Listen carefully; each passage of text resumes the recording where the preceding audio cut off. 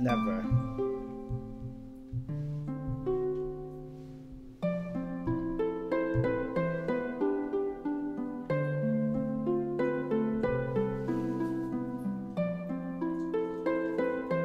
Are you actually fucking live, or are you just telling me that I'm live?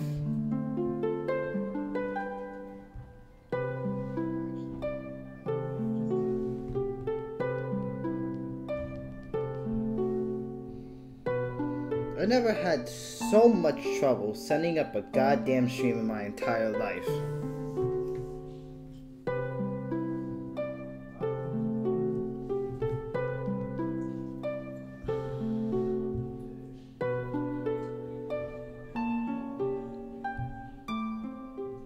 Like, I really hope nothing happens to this stream right now.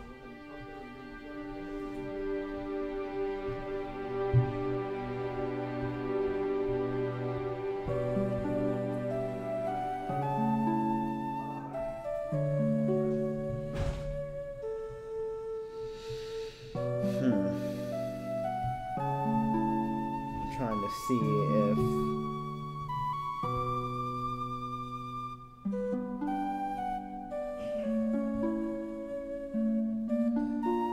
what is up, Alex?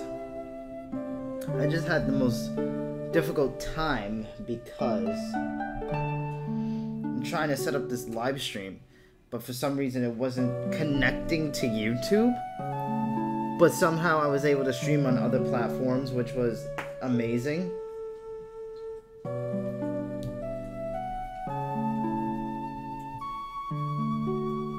It was really amazing.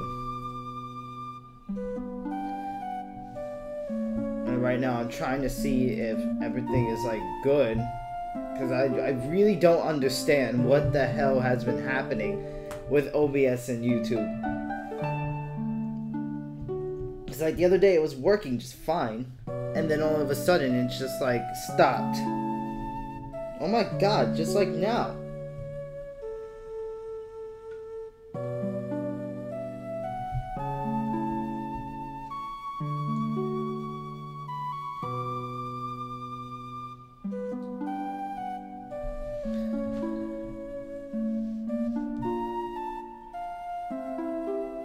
And I was like, I had enough energy to do it yesterday too, but I really don't know what the hell was happening.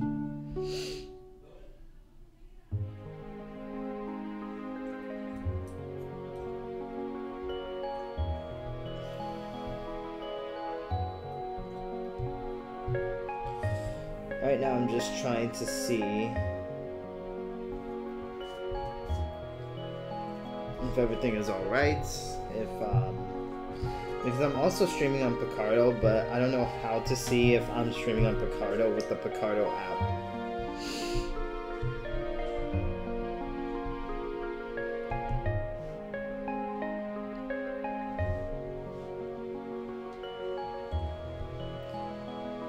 Oh my gosh.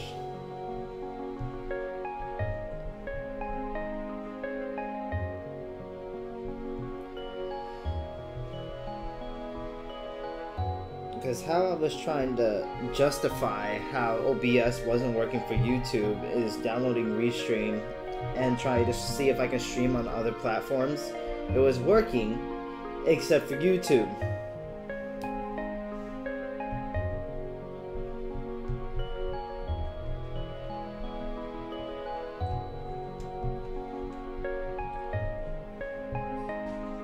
And it was just so weird.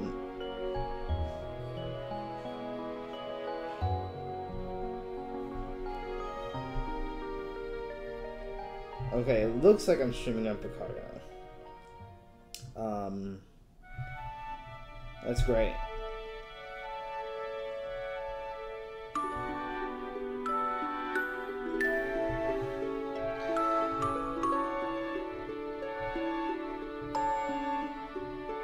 I hope you guys hear that beautiful Zelda music. I hope it's not too loud.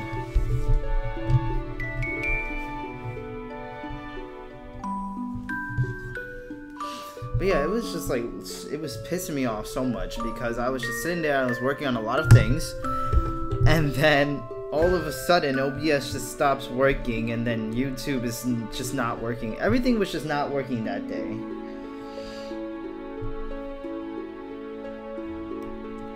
And I wasn't understanding why nothing was working, really. Because my internet was just fine. I was testing out my internet. Everything was working just fine. And so whatever happened that day wasn't my fault. Because the thing was that OBS said it was streaming. I pressed live stream, OBS said it was streaming, and it just told me it was streaming. And then everybody's telling me I'm not live, like they couldn't see no picture. And I'm like, what the hell is going on if it tells me I'm streaming and I'm not streaming?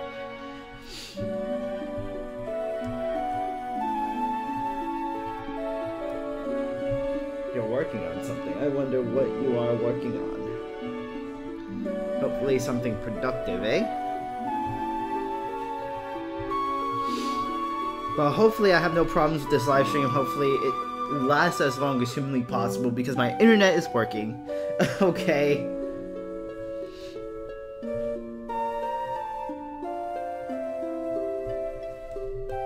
I just wanted to know if anybody else had this problem.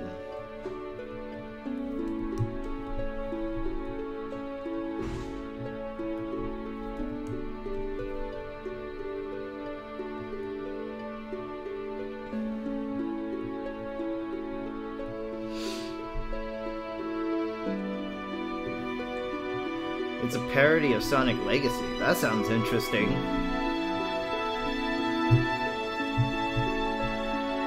That sounds very interesting.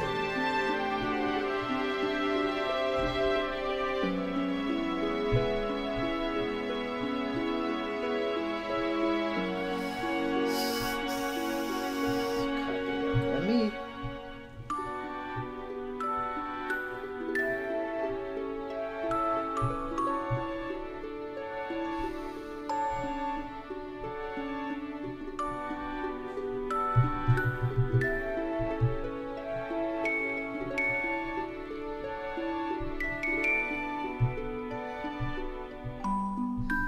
I've been playing the live stream for the past hour, but I've been sitting here just mind-boggled with how unbelievable technology is.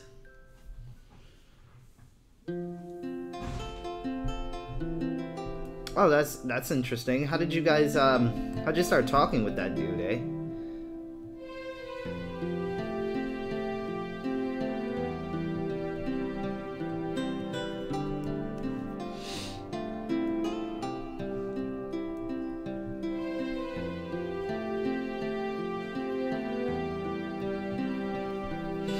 Well, as long as it's not aggressive and hateful,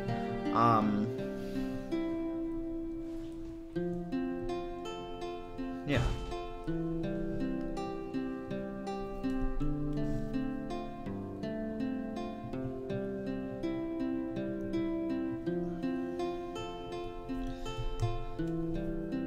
Like, wow. This stream is actually going faster, like there's no lag right now. What the heck, even?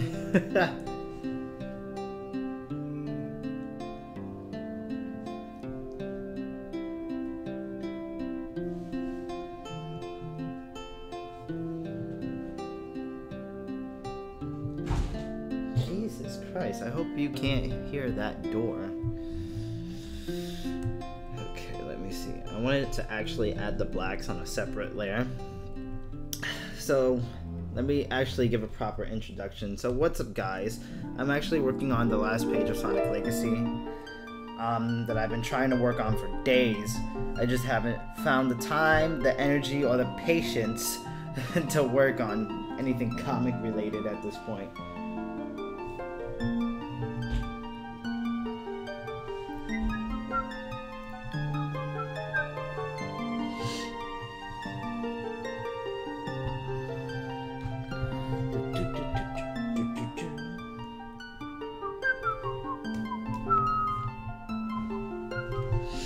I've been dying to play some Zelda music. Oh my gosh, I really hope this video doesn't get taken down for the music, but I'm pretty sure I'm okay.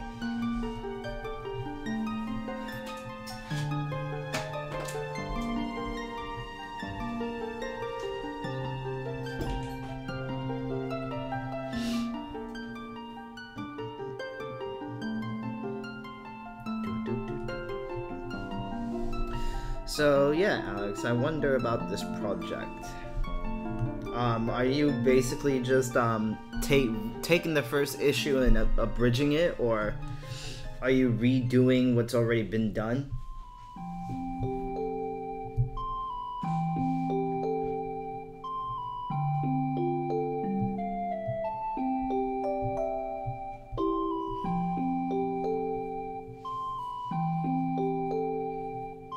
Ah, okay.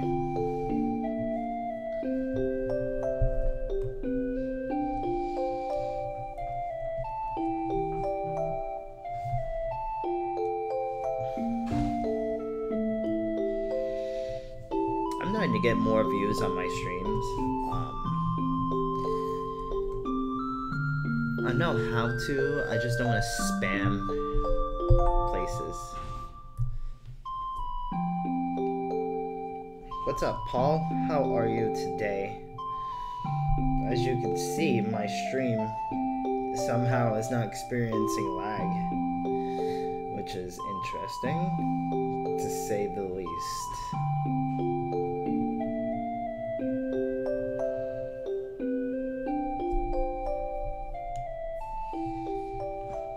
Oh, so kind of like breaking the fourth wall almost. That sounds interesting.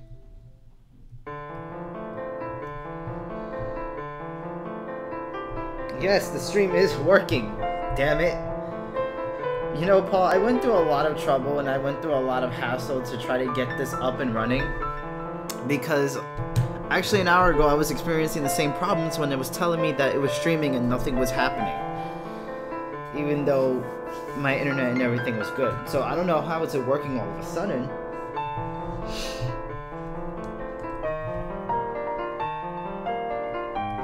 But I just went through a lot of headache and just a lot of nonsense to try to get this up and running. And like, I didn't want to take my chances on streaming on the Legacy channel again, just in case if something stupid was to happen.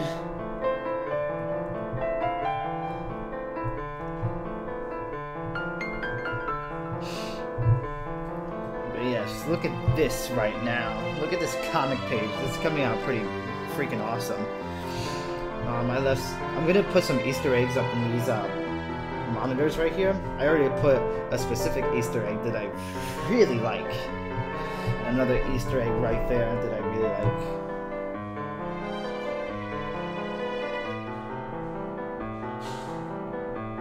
Oh my gosh, technology is something else.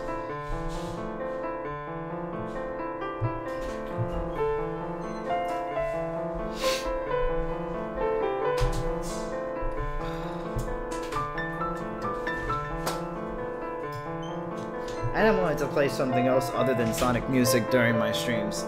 Because on the Legacy channel, we're supposed to play Sonic related music. I love working to Zelda music. It's nice and relaxing. I love orchestra type of music. I love pianos and violins. I love guitars. But most of the time, this is the kind of music I like working to.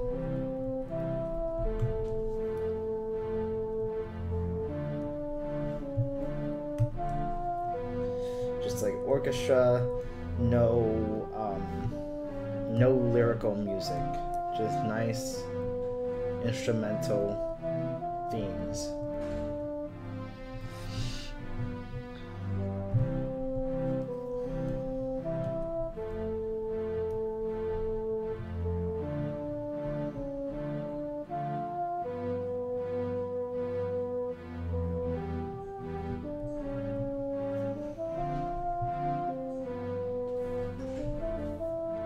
You remix Zelda songs?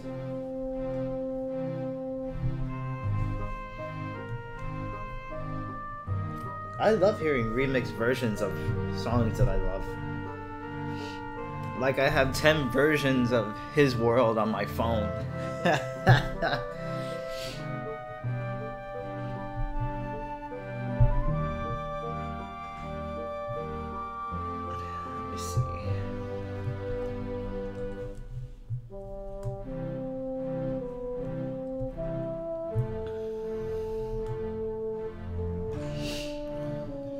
not really using reference for the back of his head right now.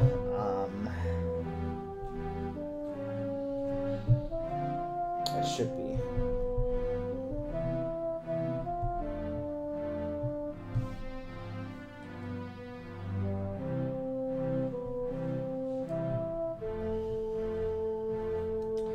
I should be. Alright, I'm checking my Picardo again. For some reason, Restream does not want to work with Picardo. Like, or maybe it's my mobile app.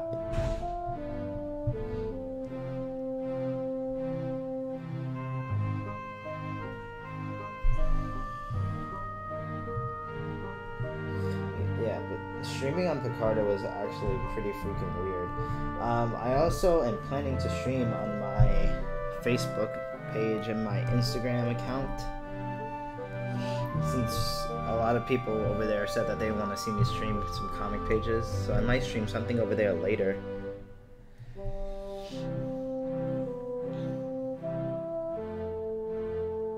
Naruto music, I love the original run of Naruto music. I don't really like Shippuden music that much. Like, there's a few soundtracks I really like, but Shippuden music sounds really sad and depressing for the most part.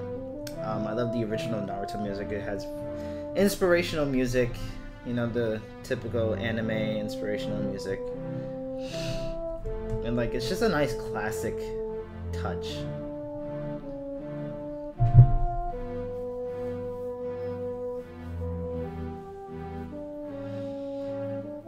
Oh my god, please avoid it. I mean,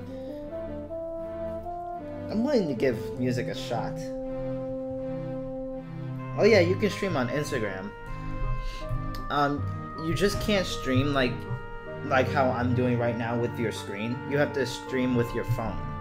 So I could just point my phone to my screen, and it will just stream it.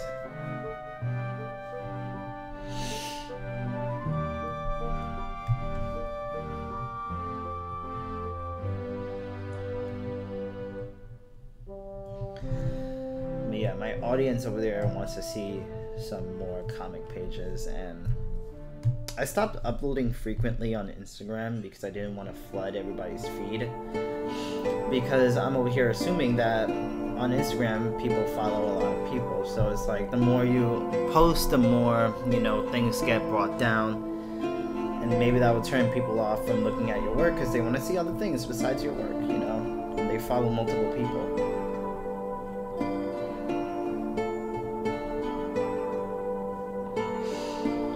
Oh yeah, like anime music, don't get me wrong, it's really good. I just don't listen to a lot of anime soundtracks. I don't listen to anime soundtracks when I work. I like anime opening music, you know, the theme songs. But I don't really like the music that they use within the shows. Video game music, on the other hand, is really nice. You know, listening to Mario Odyssey, too, like recently. It's really, really freaking good. And then I also listened to Halo, and Uncharted, Zelda, of course, Mario, Sonic. Not so much Sonic, just because I'm getting tired of listening to it all the time.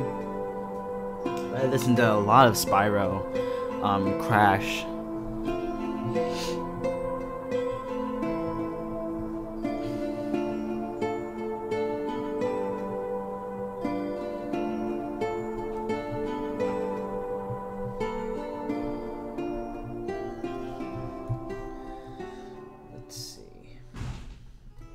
Actually, yesterday I started to do some traditional comic pages again, but I'm going to ink them, so when I'm done with that, I will post that on my Instagram, and you guys will be able to see that. I'm actually thinking about streaming, you know, me inking traditional comic pages on my Instagram, and then keeping digital to YouTube and whatever platform I want to.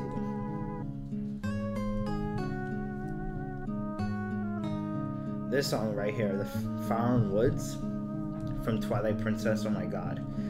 I love listening to this when I'm taking a bath and I'm just relaxing, because this specific track is so It's so, oh my gosh, like, I can gush over this song for hours. It's really good.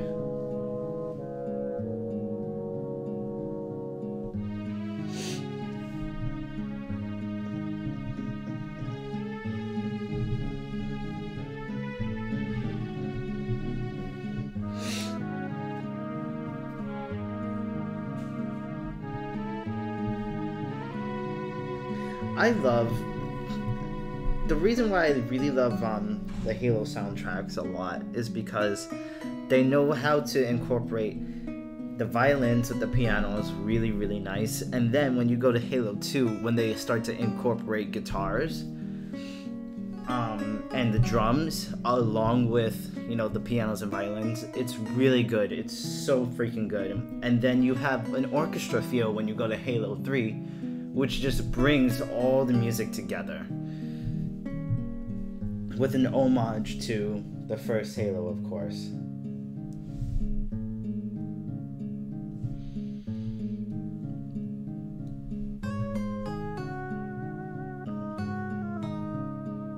Yeah, I know, right? The song is really peaceful, and that's considering, you know, I played Twilight Princess and, you know, I would stay for hours in this specific spot just listening to this music and dreading going to the next scene.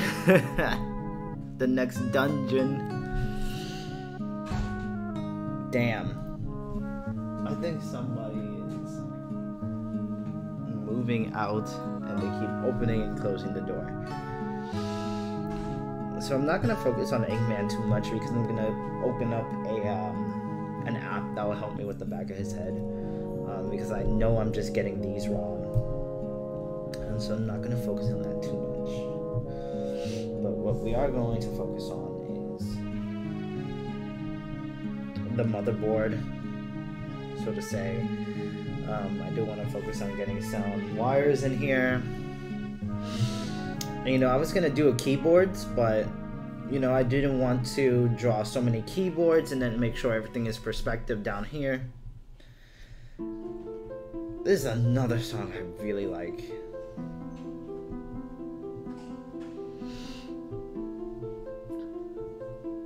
So yeah, and then the screen originally, I had it curved like this, but it didn't look right to me, so I just curved it like that.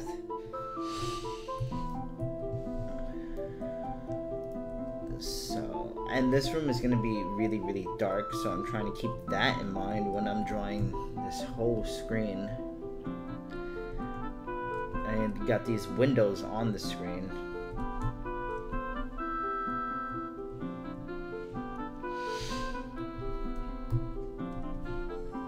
So this right here, I wanted it just to be a big, like, Samsung TV, almost like a curved Samsung TV.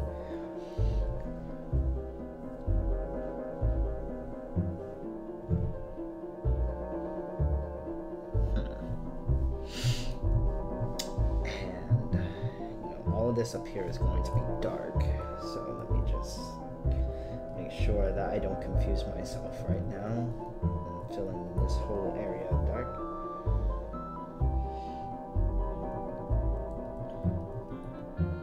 Ultimate Ninja 5. Oh, nice. Yeah, I gotta start listening to Naruto game music again. Oh yeah, like I developed certain habits when it comes to drawing comics that will help me do things a lot faster and really understand where to place things.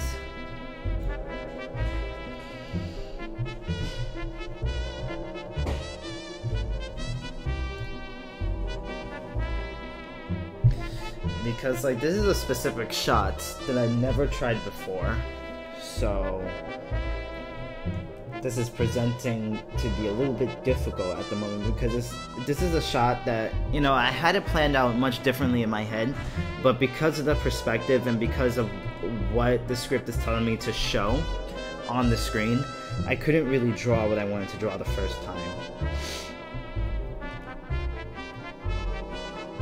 So I'm going to instead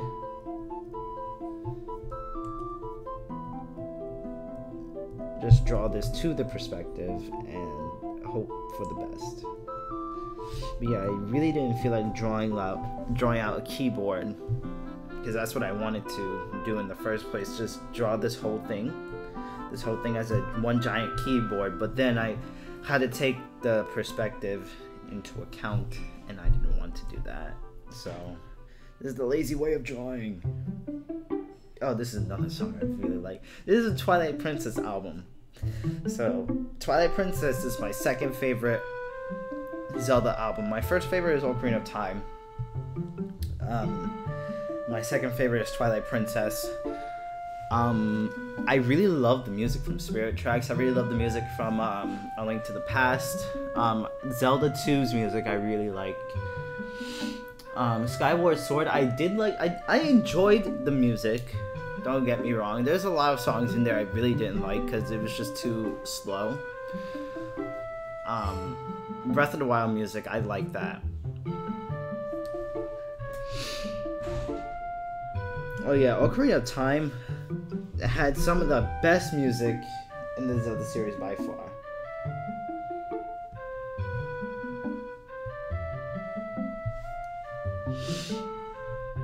Let me see if I want to add more wires to this or whatever.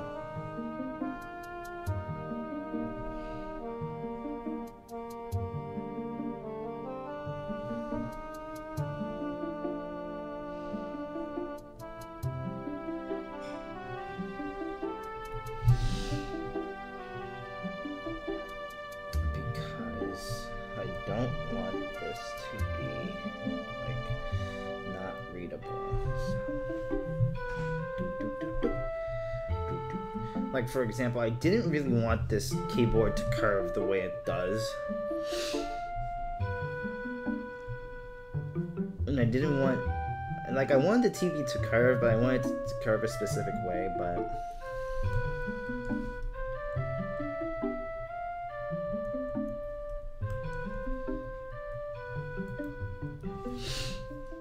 drawing comics can be a pain in the ass sometimes.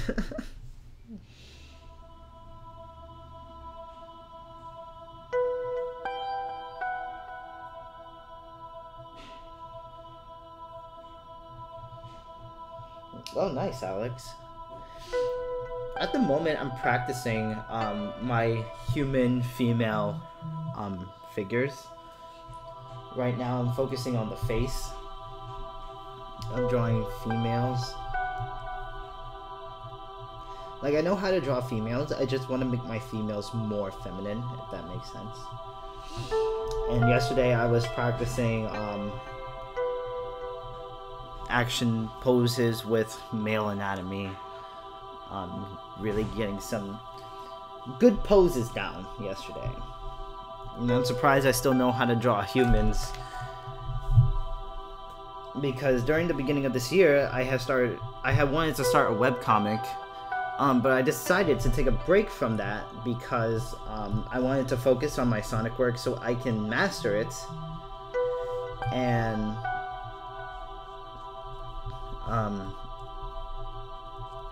you know, hopefully get something with IDW going.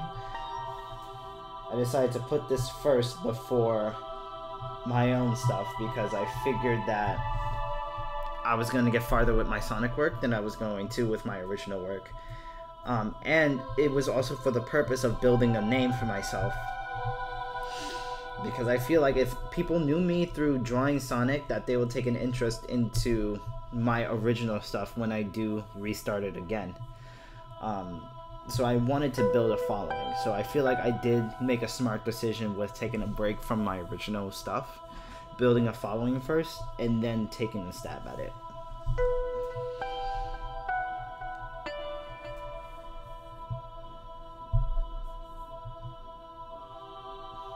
Oh my gosh, that sounds like a scene in Naruto where this dude Pain was going super fast and his face just stretched.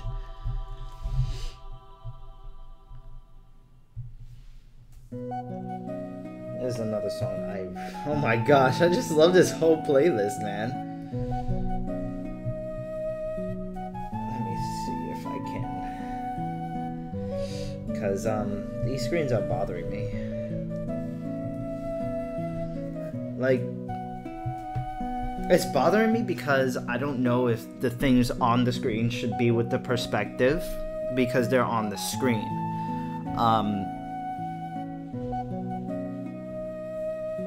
trying to think. If I was on a TV screen, would I be going in the same perspective? Because on the screen, Sonic and Tempest, I don't think I want to have, because I wanted to have the perspective like this with the 2 points on the screen.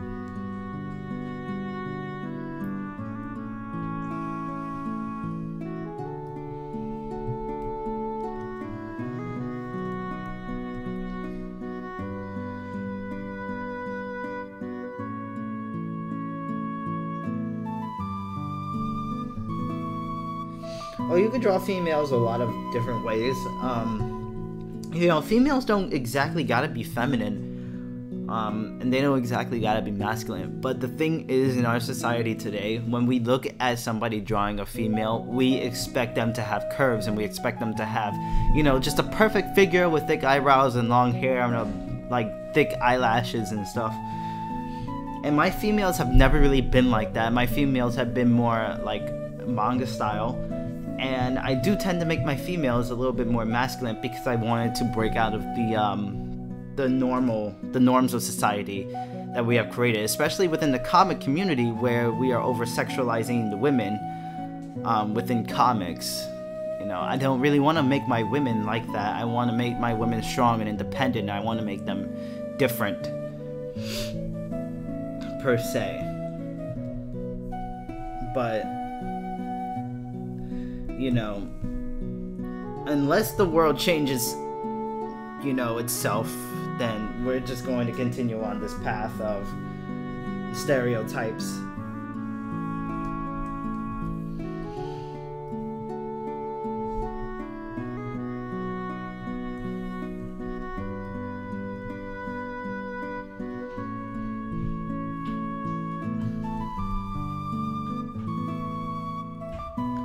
And a lot of comic book companies are trying to break out of stereotypes by making Captain America and Iron Man and Hulk females, and I don't think that's really the way to break out of stereotypes. I think you're just wanting to give, you know, the feminists what they want, instead of making your own female character, which is strong, who can break out of the norms of society, and be a character that people really like. I don't understand what the hell is so hard and struggling to develop something like that. There's plenty of creative talents out there. I think these comic book companies just need to take a chance with people. Lake Hylia is one of my favorite soundtracks of the whole Zelda series. Damn, this song is so good.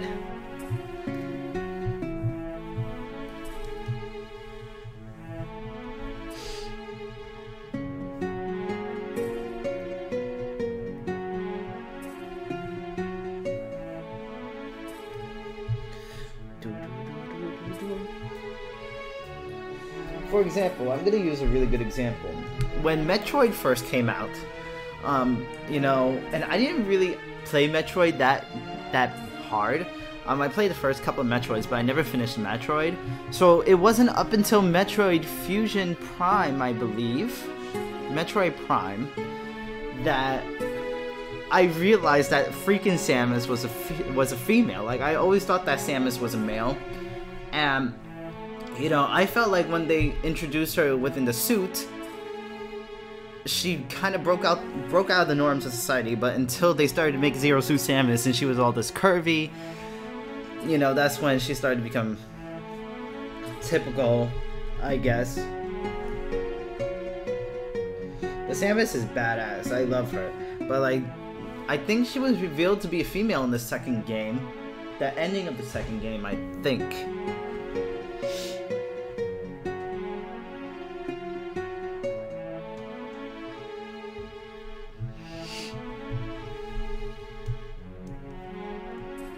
But it's like a lot of people, because they were designing Samus to be a male, I believe, but then they decided to make her a female. I think we just got this thing programmed in our head that all main characters in video games should be male. And that's really upsetting. And I believe that's why I think freaking Battlefield, not Battlefield, I think it's Battlefield, or Call of Duty, or whatever one of those first-person shooter games are, that the story was based off of World War II, but they made females main characters. And a lot of people got upset about that because if they wanted to do a video game according to history, females could not serve in military back in the day. But I think, you know, it's I think it's interesting if we were able to play as females and see how that game would transition. I mean, maybe they could be like, females will be treated differently or whatever. Damn, what layer is that on? Okay, I know what layer that's on. So let me... So this whole thing is a touchscreen right now. That is the Dreamcast thing.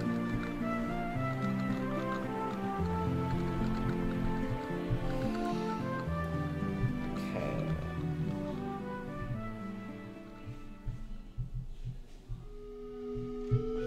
Eggman on my Sketch app. Not Sketch app. What the hell is this called?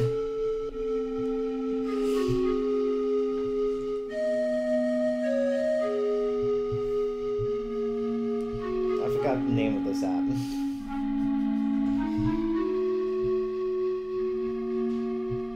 Okay. It looks like Eggman doesn't have any ears. We all know Eggman does have ears.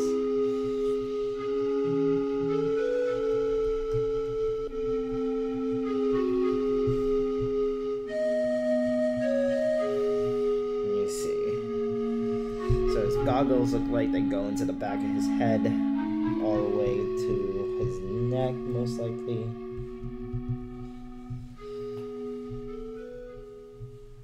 And then you have this right here. His bolts.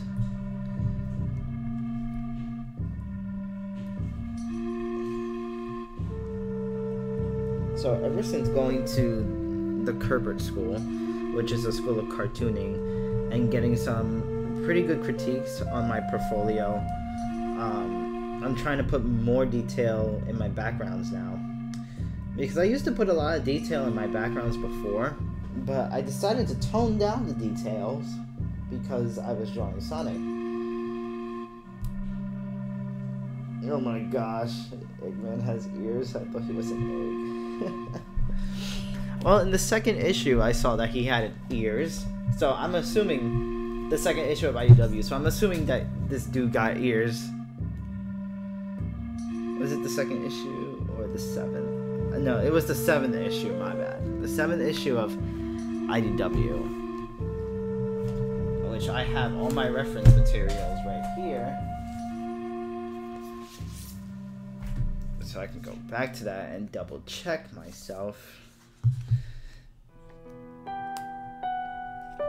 So yeah, it's on the 4th page where Adam Bryce Thomas draws this dude with ears, and his ears are pretty prominent. So the goggles go behind, the goggle straps go behind his ears. So I'm getting this right.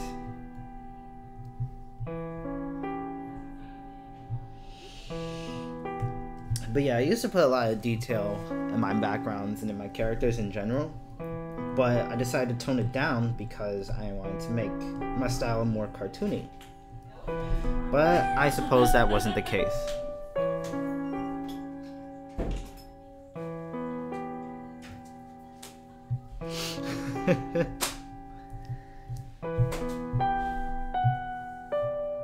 Mr. Potato Head. Oh my gosh.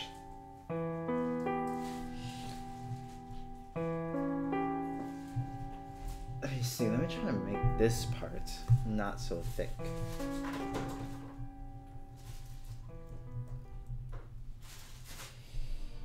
People doing like Smash Bros.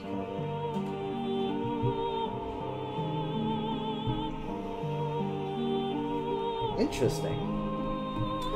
I used to do a Smash Bros. Comic back in the day. I did two actually, that I never finished. I didn't finish them because they wasn't getting enough views. But my Sonic comics back in the day on my DeviantArt was. What's that? Huh? What's that book?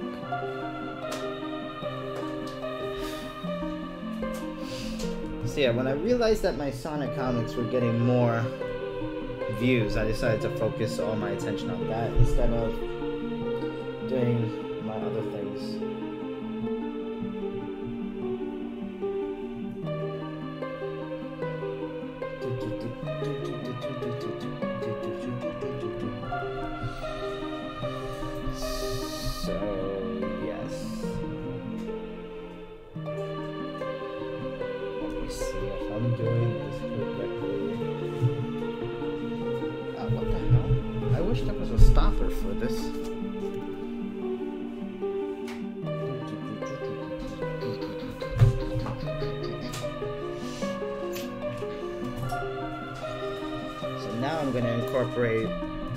Back putting more details in my characters and my backgrounds, because I was trying to change my style so bad, because everybody imagines Sonic being a cartoony style character when I always, since before I can remember, I've always drawn my characters with details.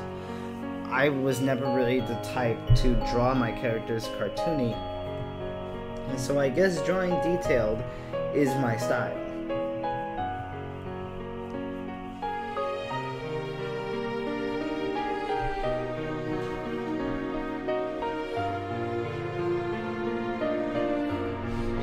And a lot of editors see that that is my style, and I don't think they want me to change that. Because so far, from over the past couple of weeks, I had two editors tell me that I need to put more details in my comics. So I'm going to take what they said and I'm going to run with it and see if it actually works.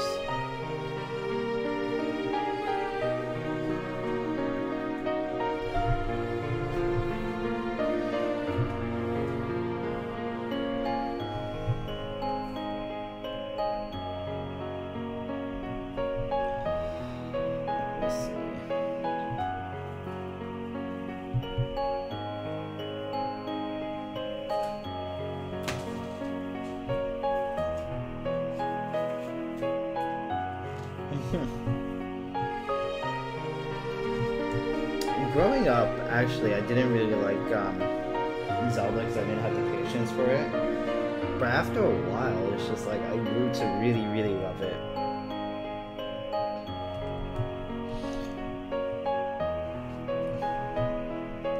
Like, and I had my Nintendo 64 for about a week.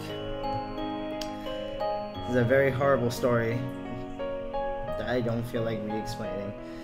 But I had my Nintendo 64 for a week and I didn't get a chance to play Ocarina of Time back in the day when it first came out. But I had installed something on one of my computers, an emulator that would let me play the old games, and I just started playing old Zelda games. And then my computer crashed.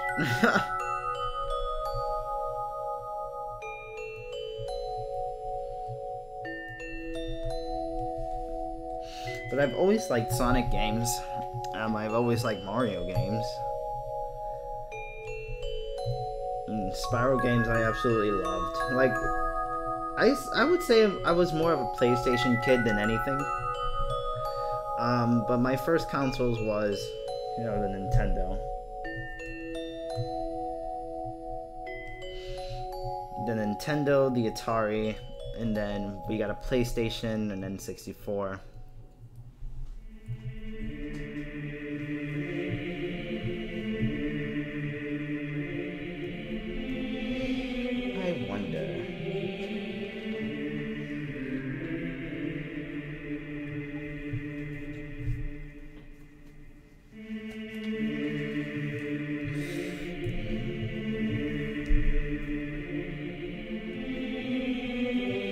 The Temple of Time.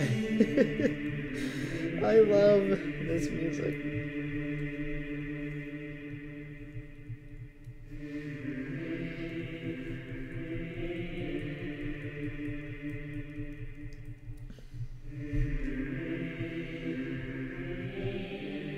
So let me see here.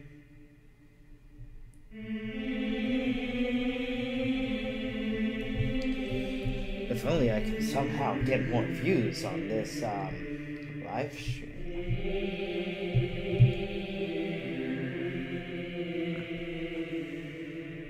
Huh.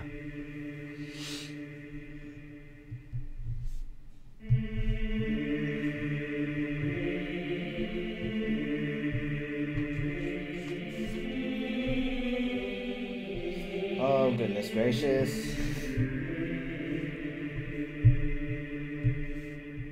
Let me see if I can post this on my personal Facebook page. And get some more people up in here. Excuse me.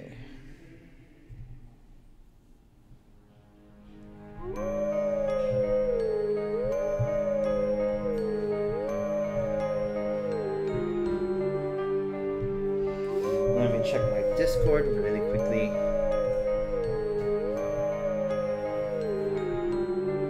I got a mention.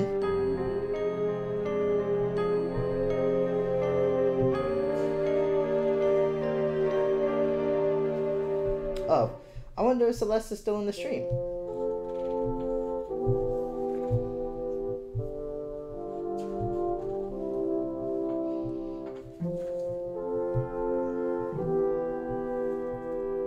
Well, I fixed the monitors a little bit. Yeah. I don't know if Celeste is still in the stream.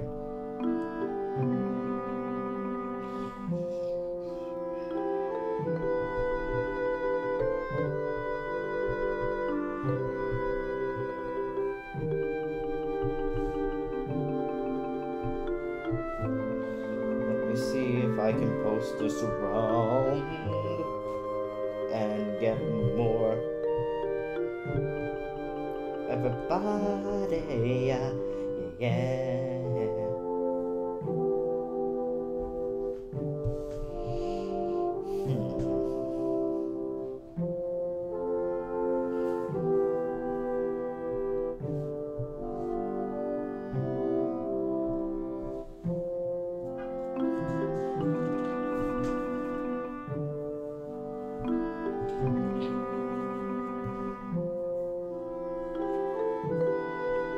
Gosh.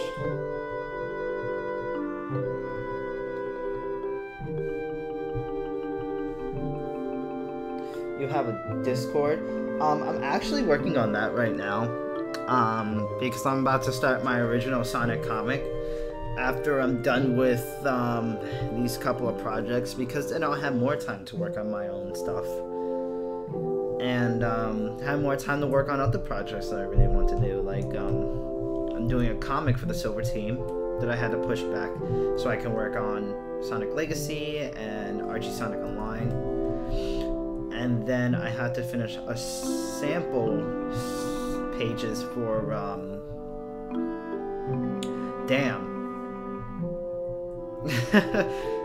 Sonic the Comic Online, because I know the dude through Facebook, so I applied and he sent me all this stuff, and he's seen my style, so we're gonna try to work something out.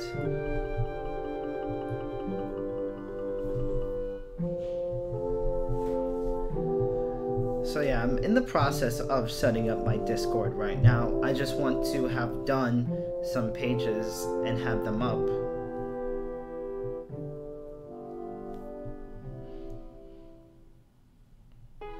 Well, you don't really need a team to build a comic, to be honest, because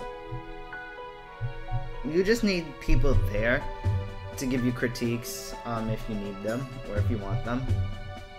Like, I have plenty of people who I've told to openly give me critiques on whatever. And hopefully with my original stuff, I will have more leg room to do certain things that I want to do. In terms of setting up my comic pages and whatnot. Because the thing is, I'm not really going by a specific script. I never really wrote any scripts to none of my comics. I just wrote basic outlines because I don't write scripts, and it's so boring to me to sit there and write scripts.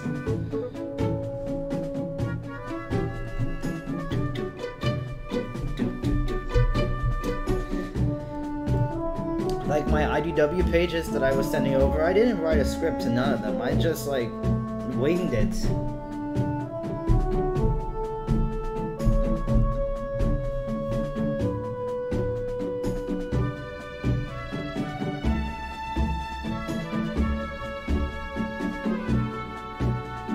Oh, nice, man.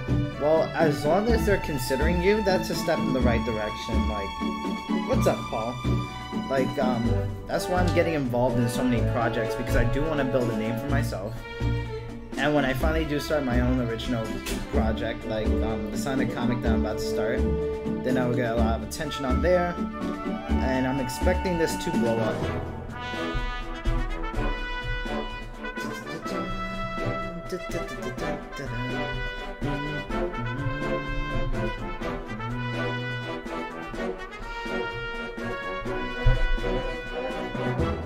As you can see, if I'm not streaming on Legacy, then I'm really not getting attention like that.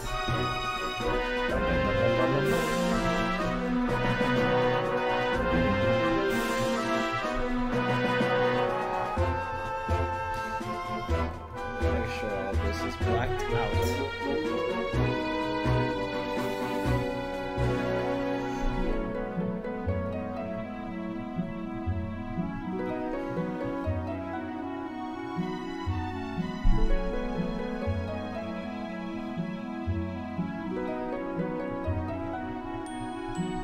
I think a lot of aspiring comic artists, they tend to, and I've seen this within Legacy also, they tend to think too much of the layout,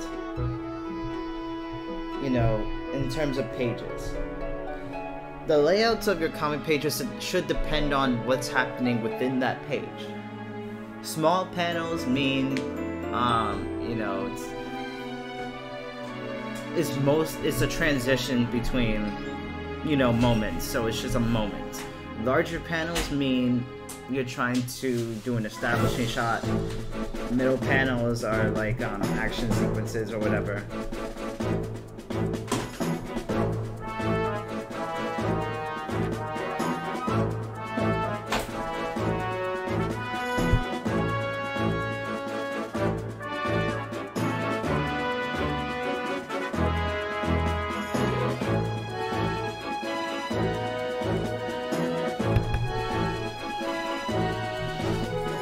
So yeah, I learned in school that, because I went and I took a couple of classes for cartooning, so I learned how not to think too much of the layouts and think more about the action of the page. Think about, you know, how to transition certain things, how to not have panels be tangent into each other.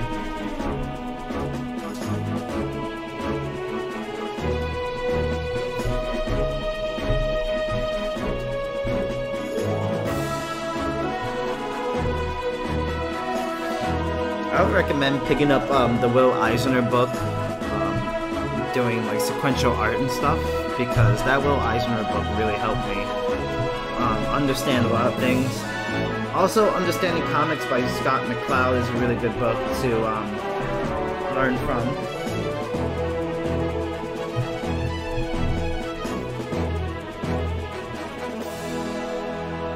And The DC Way of Digitally Drawing Comics is a really good book.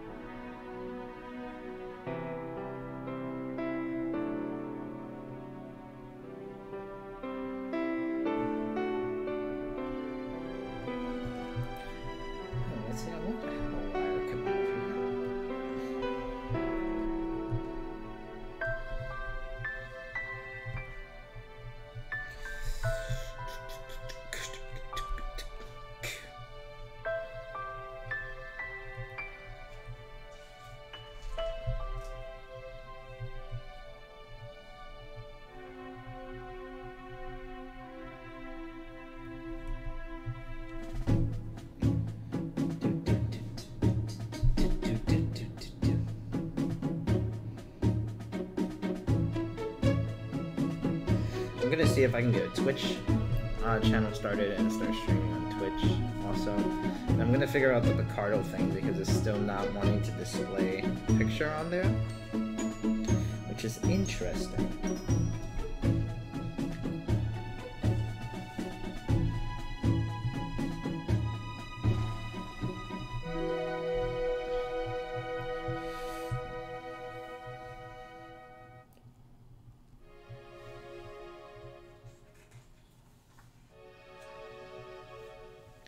I'm glad I can help you with something. But yes, backgrounds is its own character that a lot of artists neglect, which is very unfortunate. I used to hate drawing backgrounds actually, but in my old comics, you would see at least an establishing shot. But after I started to take the classes at the School of Visual Arts, I started to understand that, you know, I need to have whoever's reading my comic to understand where they are at. So I have to put the readers in an environment, a scene. I need to put them in an emotion so they can understand what is going on, so they can connect with the characters better.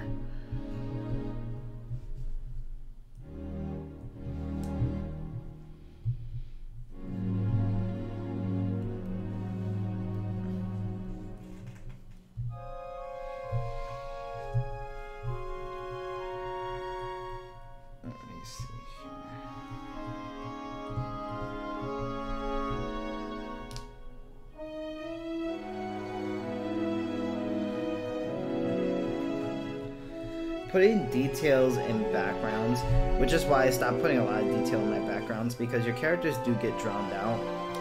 But think of it like this: there's a foreground, there's a middle ground, and there's a background, right? In the foreground, you want to have the most detail.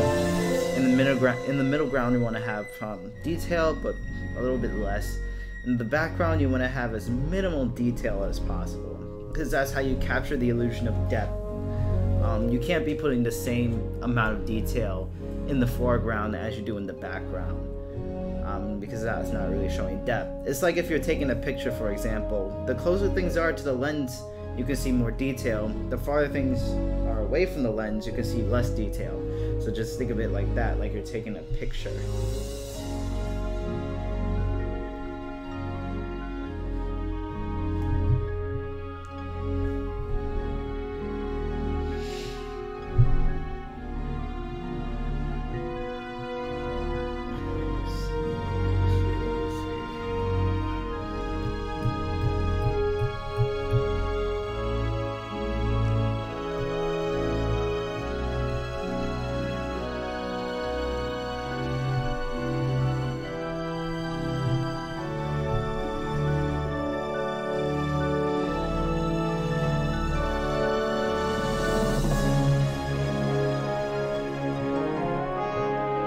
Actually a pretty good inking style, outlining characters in black like a bolder line, and then doing the inside of that bolder line with thinner lines. I really like that style of inking actually.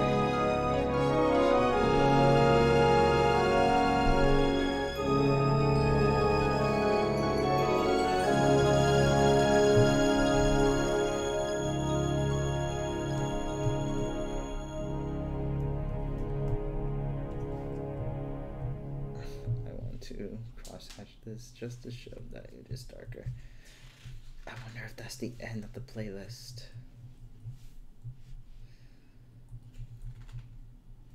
I guess I'll just restart it again.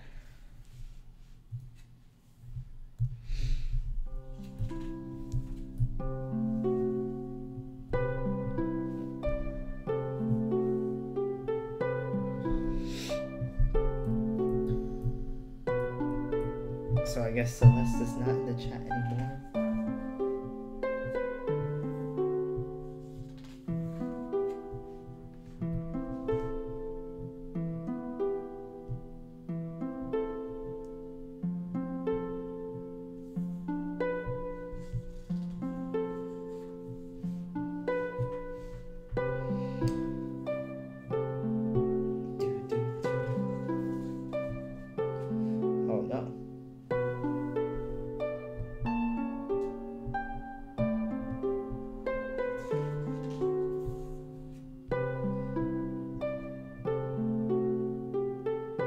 Hey Trunks, thank you for subscribing to my channel. I appreciate you being here and showing support. Everyone, please welcome Trunks Briefs to the live stream.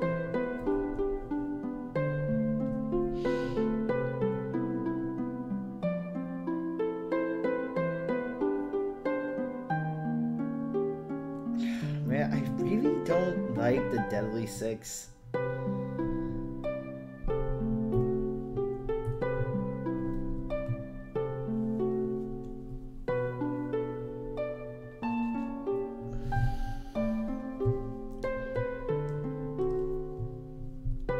And I guess I'm gonna draw this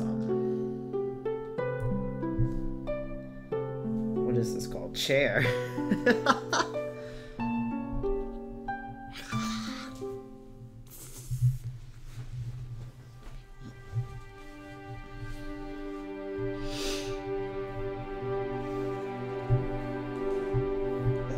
To look up some reference for this.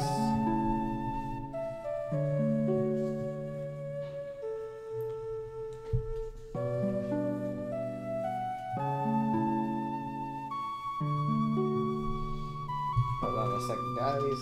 Let's see, Sega.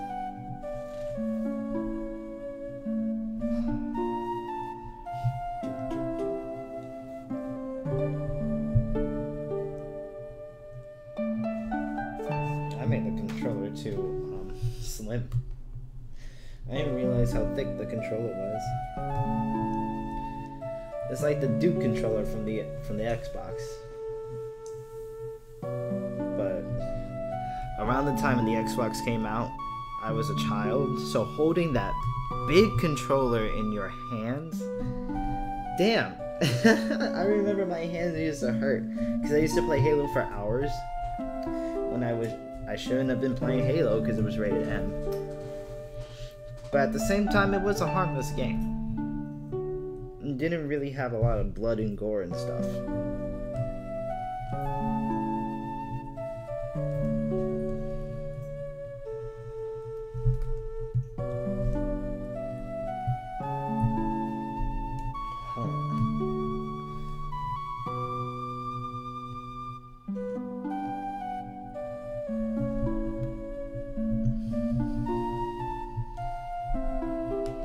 Okay, so this is like a CD right here, just one big.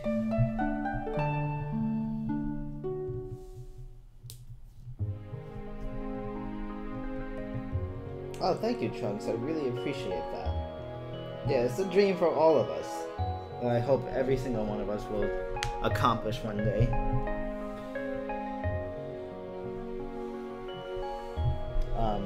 It's like we all want to see Sega become better than it is right now.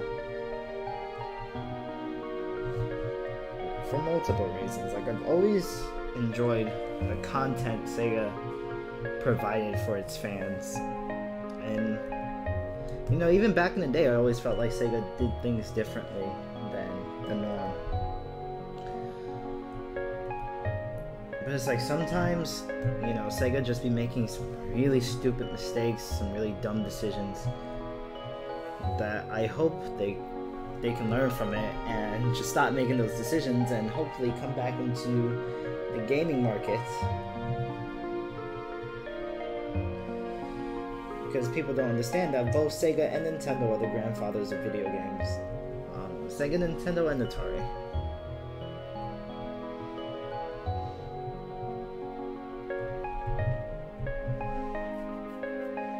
I guess that's a pretty good size, I mean.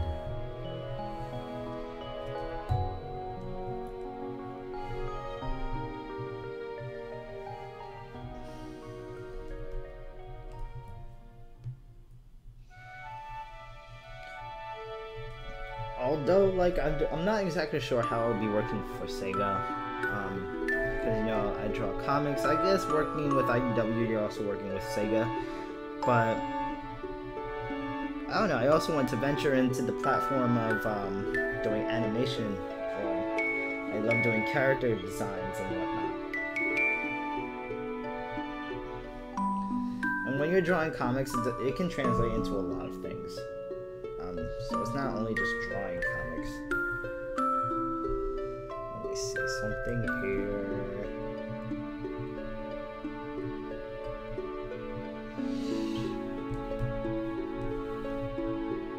But for some reason,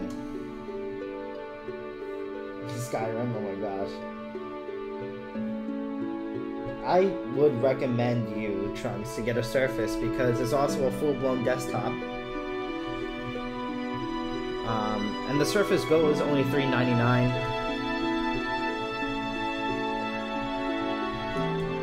So it's like if you don't have a powerful PC and you're about to pick up a Huion or a Wacom, then your PC might be a little bit slow or wonky. But if you get something like the Surface, I think it's really good for drawing on the screen.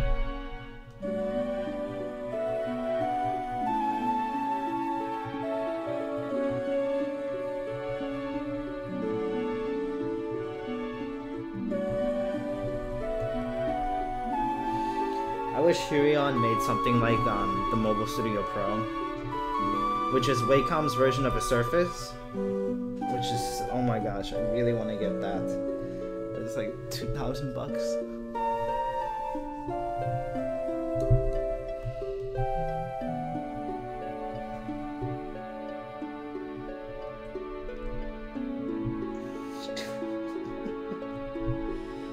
Wow.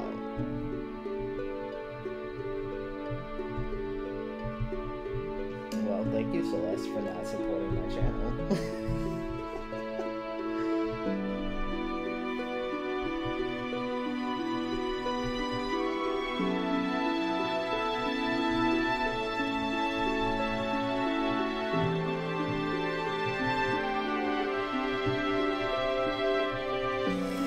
So I'm just going to leave it like that. I think this is good.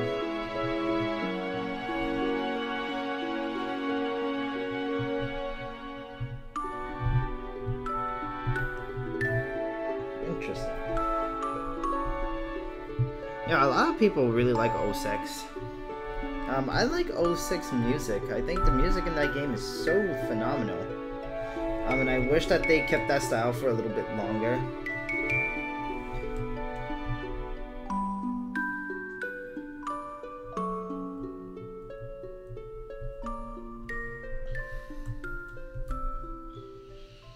Like, when I first played 06, I genuinely didn't have any problems with it.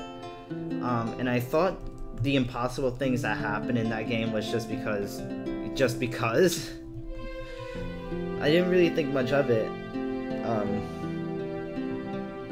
Because usually when I play video games, impossible things happen to me.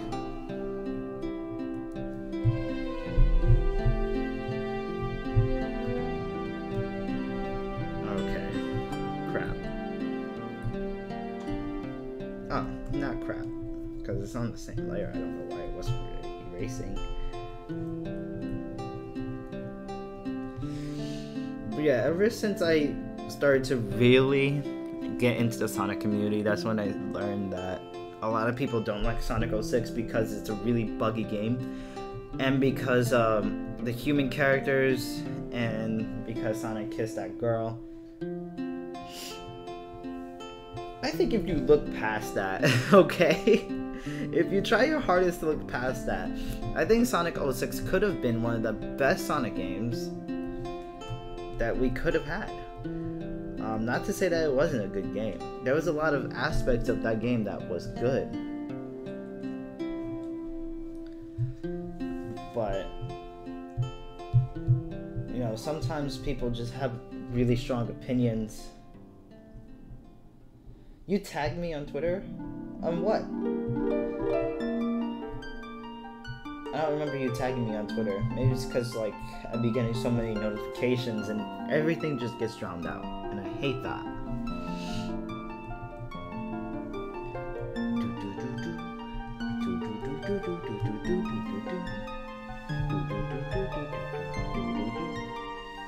Also, if you guys are not following me on my other social media, it's in the description box if you want to follow me.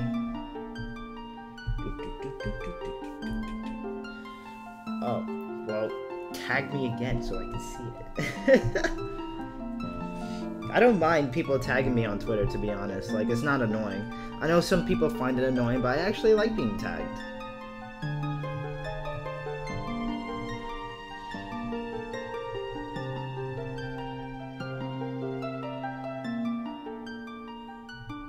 What's up, Paul? So if you have any pictures you want to tag at me, I don't mind. You can tag me.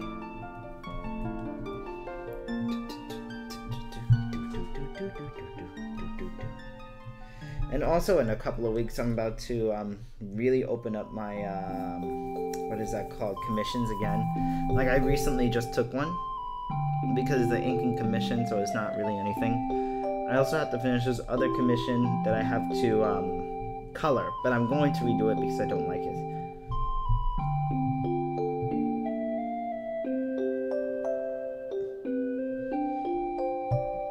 Yeah, do whatever you like, Alex.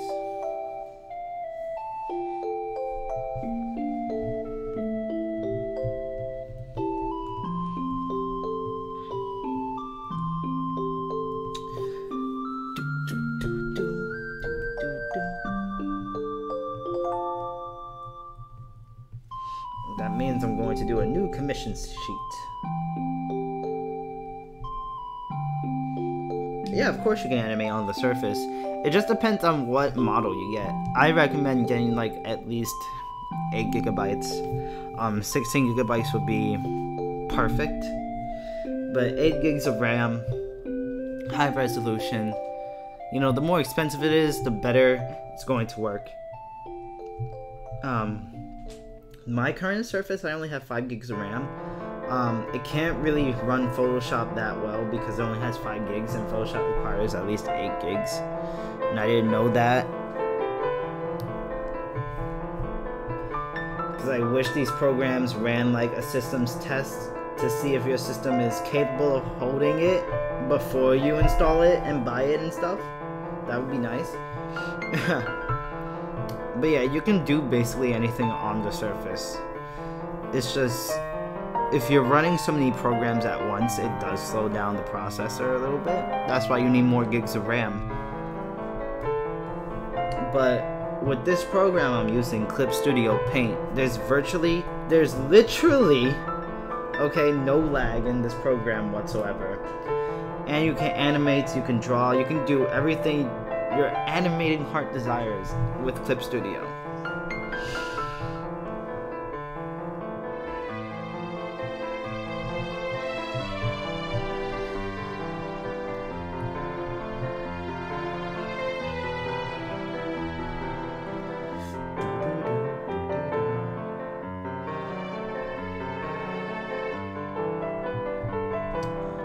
Go this way.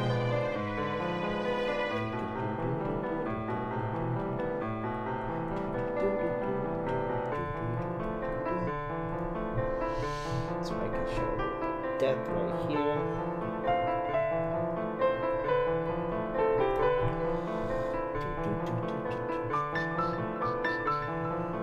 This is another song I love. I love it.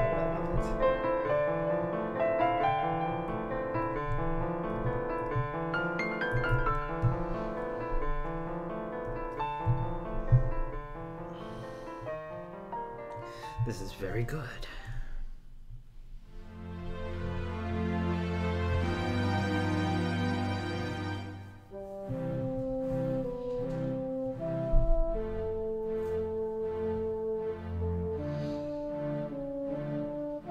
Oh, nice, Trunks. I can't wait to see your animation. But yeah, the animation industry right now is, yeah. I would love to do animation.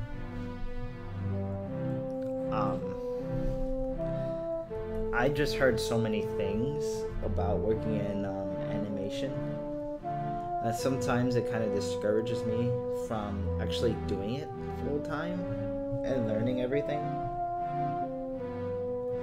Because here's the thing, if you want to pursue anything in the creative field that requires drawing or animating, you need to learn Adobe Creative Suite in and out. They want you to know Adobe like you know how to breathe. And I think that's one of the biggest problems within the creative industry right now, that all these big name people are reliant on Photoshop, that they don't want to really look at Clip Studio as an alternative and as a professional software as Photoshop. Which is why I have such a hard time applying to real artistic jobs, because they require Adobe Creative Suite, or they require that you have a MacBook or whatever. It's just like all these ridiculous requirements that you can easily do on Windows and do on another program. Like, I don't understand why you need this specific program to animate when there's so many programs that you can animate. And every program does the same thing. You draw, you animate, you create frames or whatever. It's really not that hard.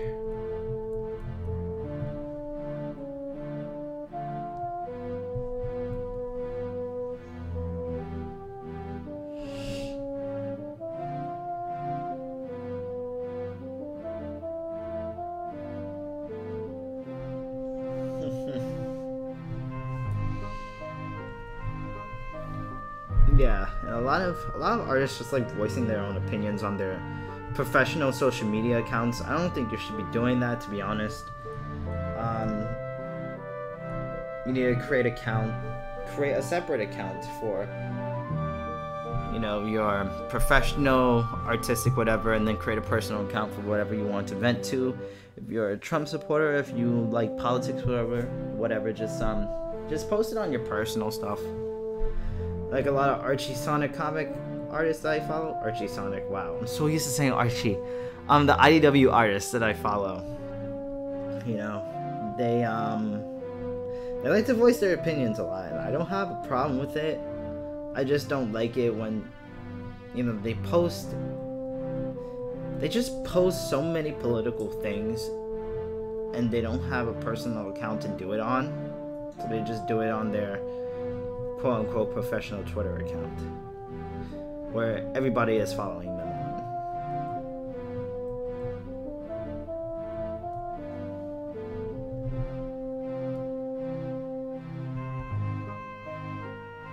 Oh, that's totally great, Trunks. I would appreciate that. I actually started to learn animation a couple months ago. I installed this app on my phone called Flip a Clip, and I started animating on there. I've been watching a couple of YouTube videos and just learning on my own time. I'm not really going too hard with it yet because I do want to finish a majority of these projects so I can get some animations up on my Twitter account.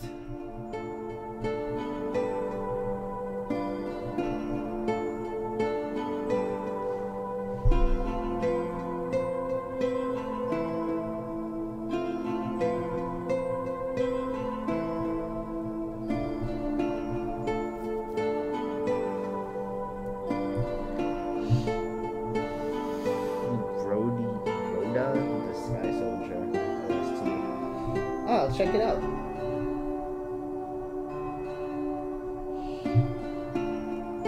Yeah, I really like that app.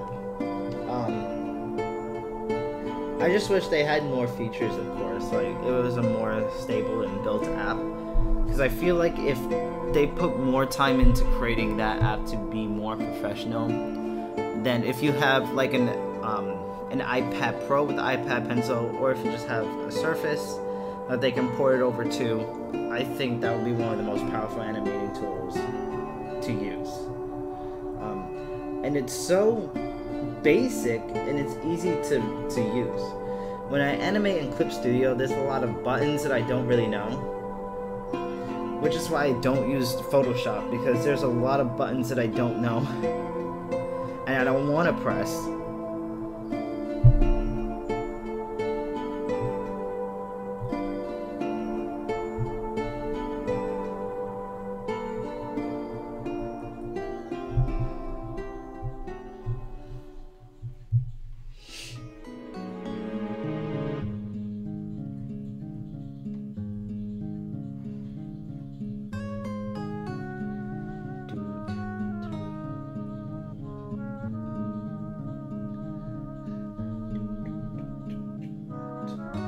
I know, right?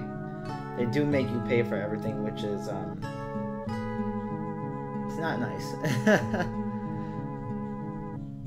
Like, I understand the app needs to make money.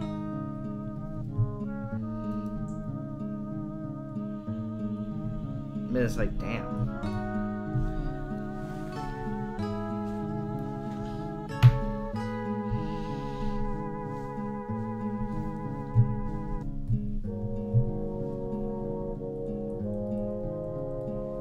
Okay, let me see. Did I erase something here? Whew. This weather is killing me. Let's put more buttons here.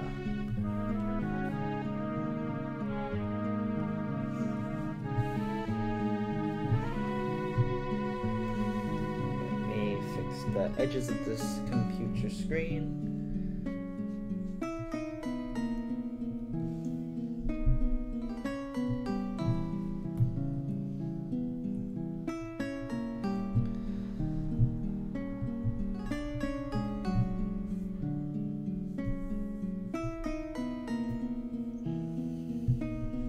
I'm actually waiting for the Wrath of Nazo, to be honest. I started watching it like for the first time a couple of months back, and I thought it was pretty solid. What Sega needs to do is just bring us some more animated things. Like if we had modern Sonic, but animated like Sonic Mania, that would be cool.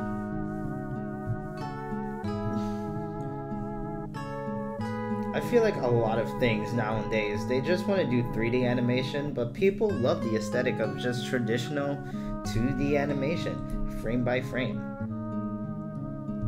It's better in my opinion.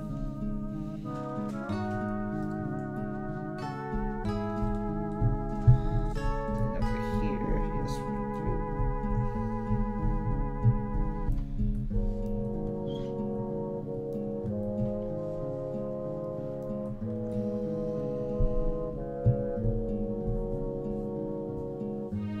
I know, right? Like, we need another renaissance with the 3D Sonic games.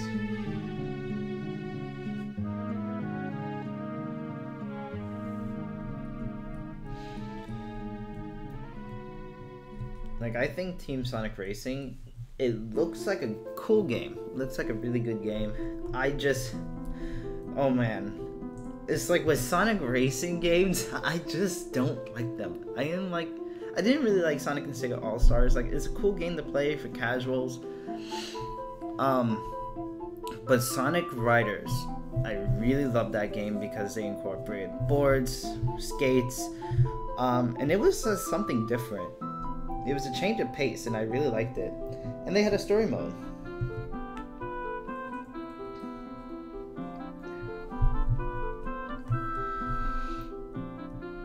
I think one-player campaigns are making a comeback. So many people enjoy them now. Just take Crash Bandicoot for example. Now they're coming out with Spyro. So they literally prove that people don't depend on multiplayer games so much. And then you have Uncharted, which is a great one-player campaign. You have Legend of Zelda. You have Mario. You have Assassin's Creed. Great one-player games.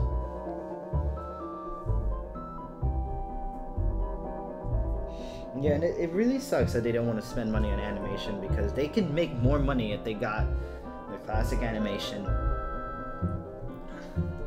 Sonic Mania literally proved that. Let me see, I don't know what kind of pose I'm going to do for him yet.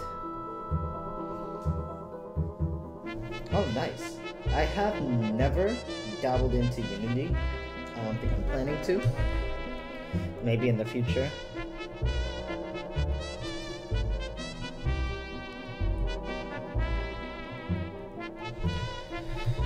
This music in Twilight Princess literally gave me a heart attack because I knew I was by an enemy.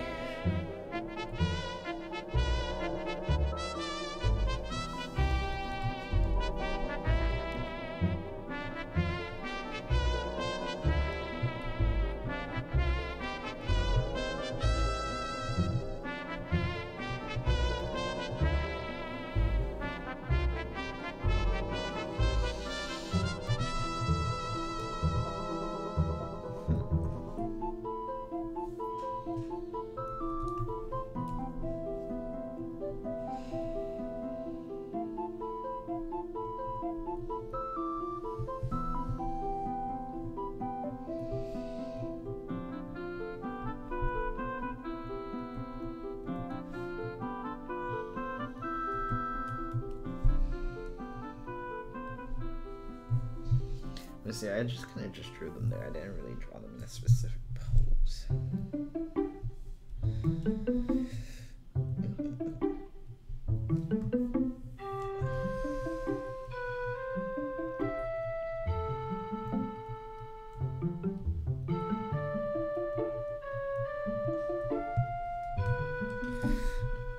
I was watching Sonic X the other day, and oh my god, the quills in that show bothered me so much. Because I'm like, how does Sonic only have 3 quills? And how am I just noticing this? Why does he only have 3 quills in Sonic X? Did that bother anybody else? And the way, like, the back of their heads, it just bothered me. Especially looking at Shadow.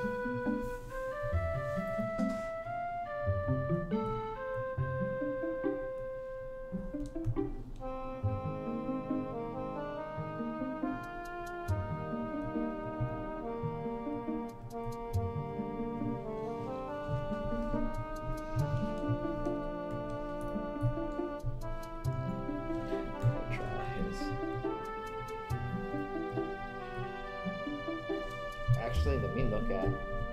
That's what the app called Sketchfab.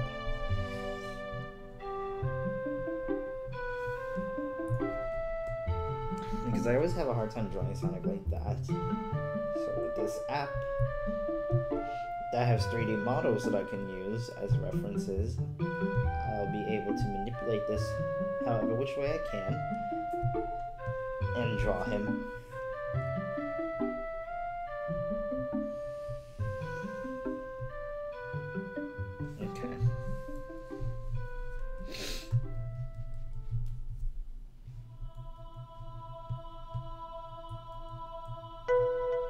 And if I draw him too big or too small, luckily I can transform that.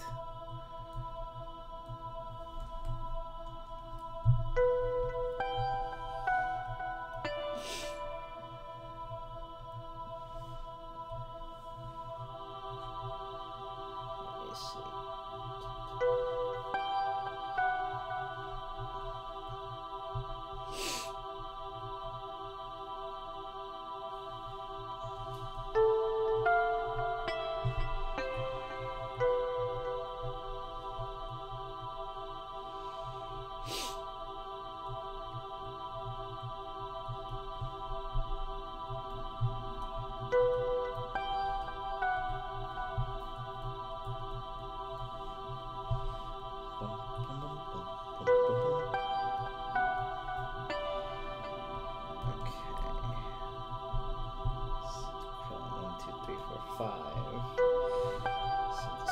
Like that, and the last quill is coming down like that.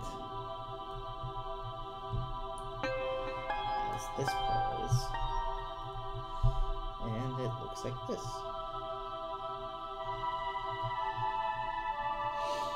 And we got his back quills here. Oh, I wish I could draw Tempest the same way.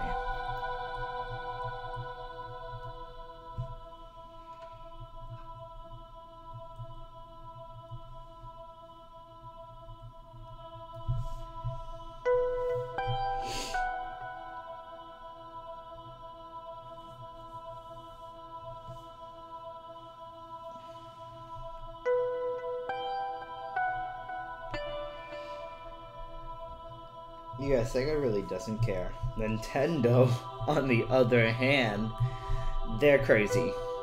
Nintendo is just too much.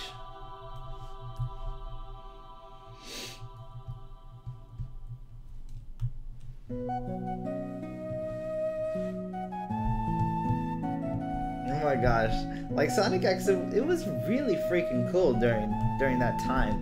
But now that you look back at it, it's like, what the hell was wrong with the characters?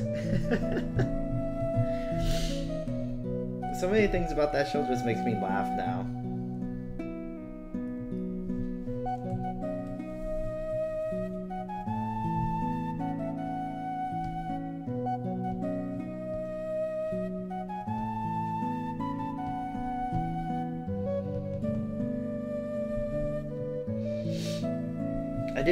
I did not like Chris, to be honest. Like, I hated Chris.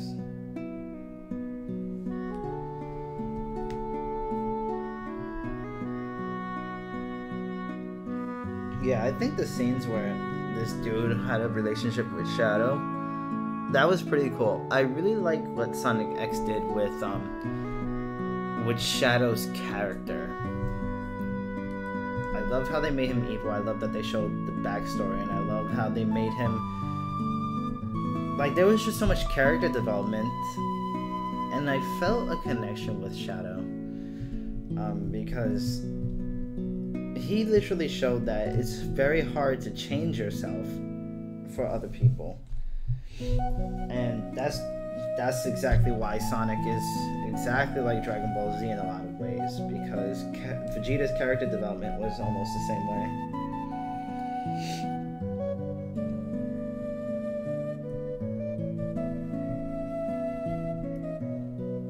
Let me see here.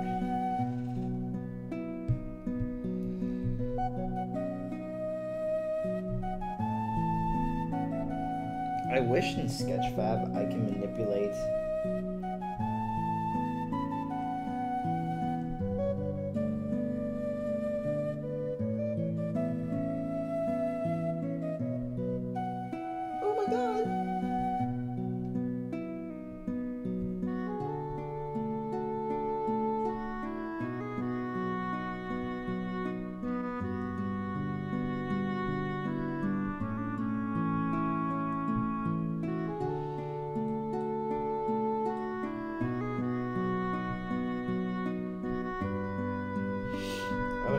a lot of things.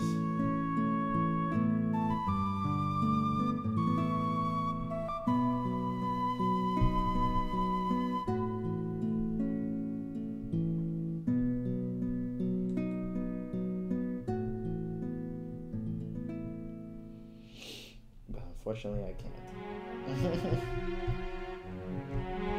Well, thank you, man. Let me see if that will show up on my Twitter account. If I can get married to this song, I would. Let me see. You say you follow me on Twitter and Facebook.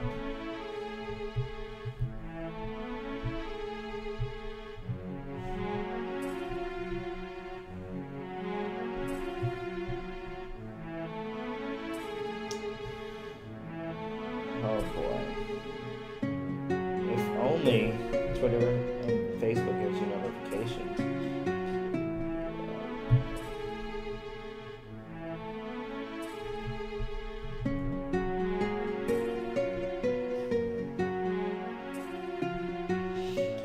What the hell? I can't find you.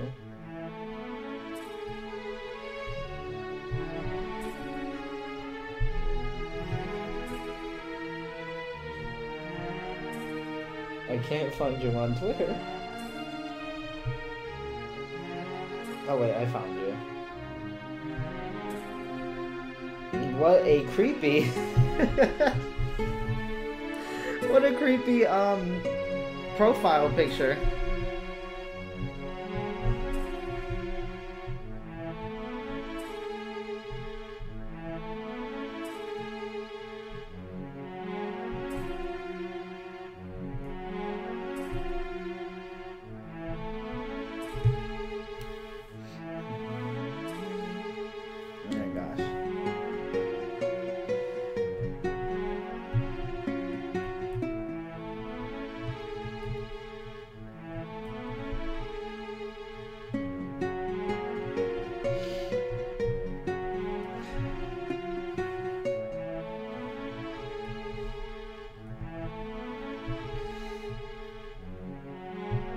So let me see. I don't want to have legs like that, but at least I have the body down.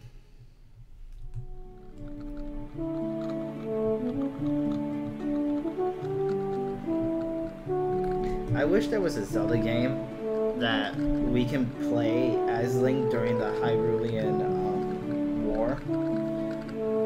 Or maybe not as Link, but maybe as one of the Hyrule guardsmen or whatever.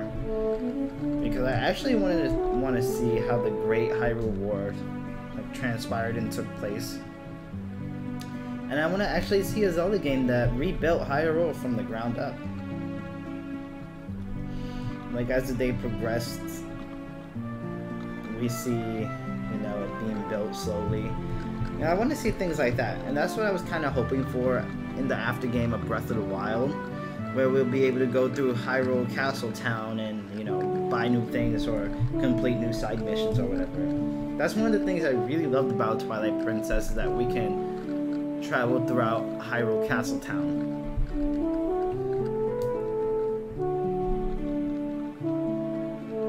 Oh, I like it. It was just that smile. I like the haircut, though. I need to get a haircut myself.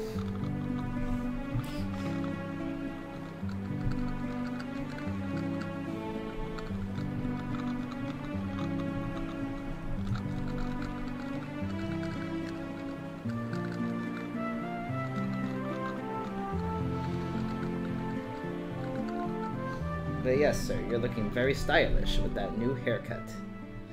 You always feel good about yourself after a haircut.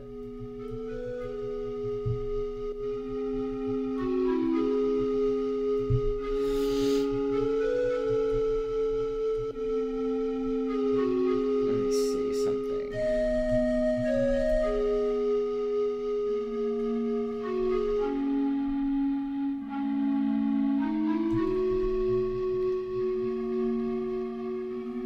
Yeah, I can't tame my hair either right now, but it's like I don't like getting a haircut when it's cold, because the back of my head and my neck gets really, really cold. My hair is the only thing that's keeping me warm.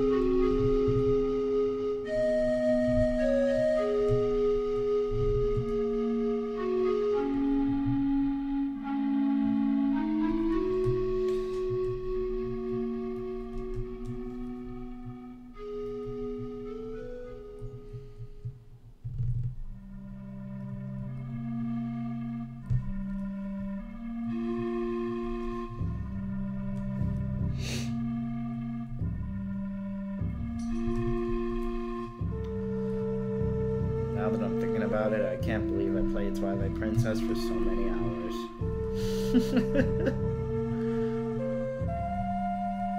That and Skyward Sword. I want to be able to speedrun those games too, because around the 4th time I played Ocarina of Time, I decided to speedrun it, and I completed it within 3 days. So it wasn't like an official speed run, I just wanted to test how fast I can actually complete that game. With Twilight Princess, it took me a really long, it took me about 8 months to actually unlock Hyrule and everything, and get towards the ending of the game. It took me a really long time, and that was crazy.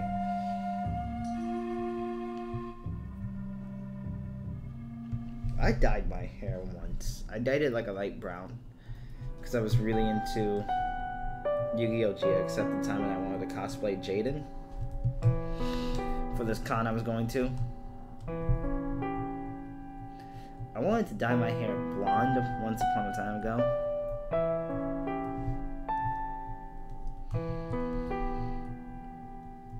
But I don't think I want to dye my hair again. I've always been fascinated with dyeing it blue and purple.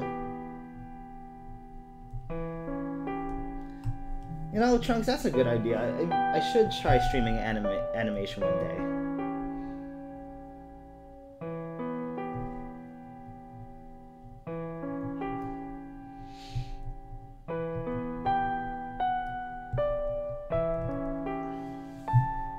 I would definitely try doing that. I never really thought of streaming that.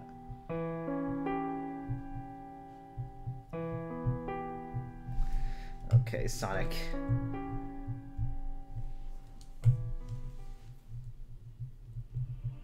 have to get his life in order right now.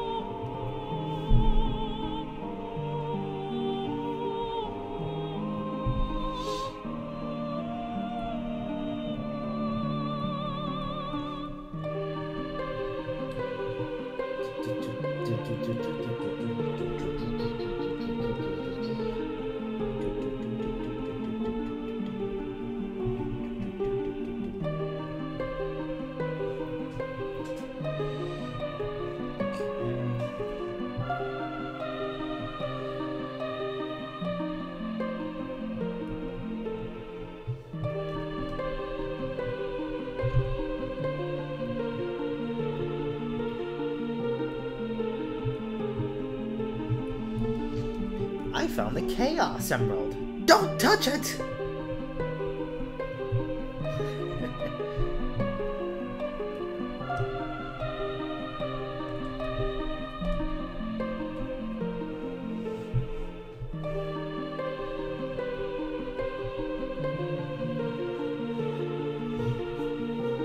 Oh my gosh, that sounds crazy. You don't want your hair to look green if you're trying to dye it blue.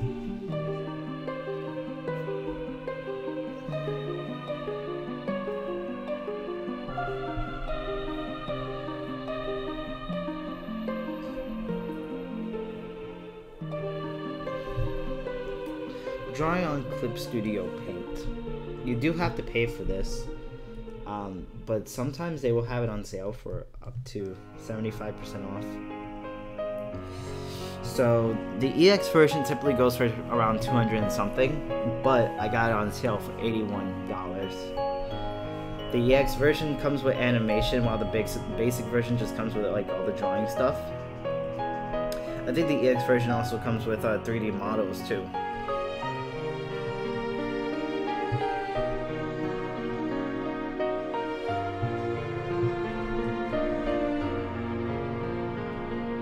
And it's a one-time payment. It's not a subscription like Photoshop.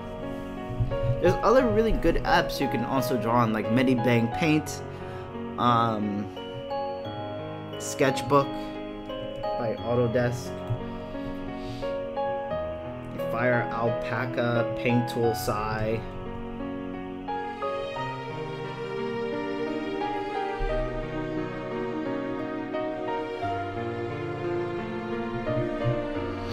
But Clip Studio has some of the best brushes in any program because their brushes feel very realistic.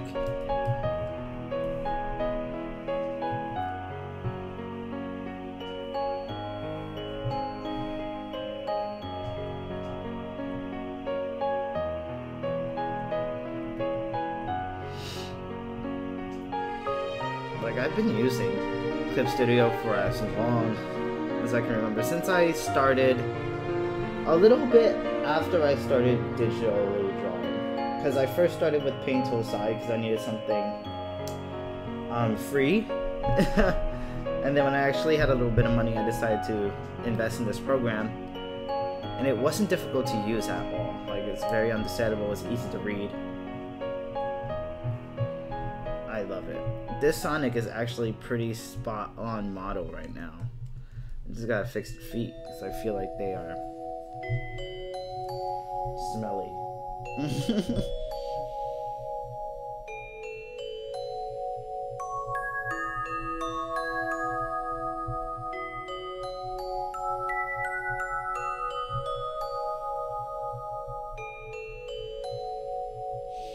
I wish I had some Sonic figurines here. That would really help me.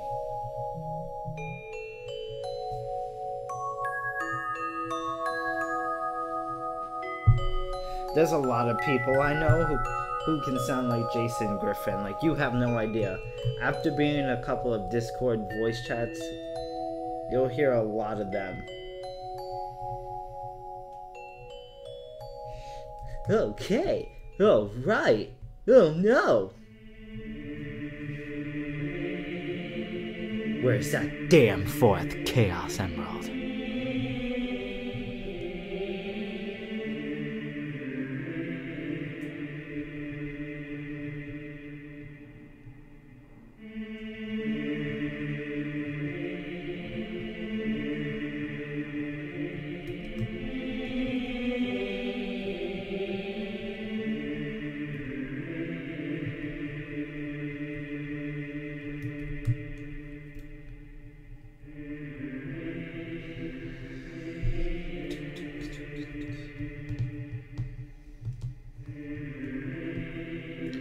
used to voice act a lot back in the day, but I stopped voice acting because there's a lot of people who voice act. And I've always wanted to do it for fun and never wanted to do it for a career.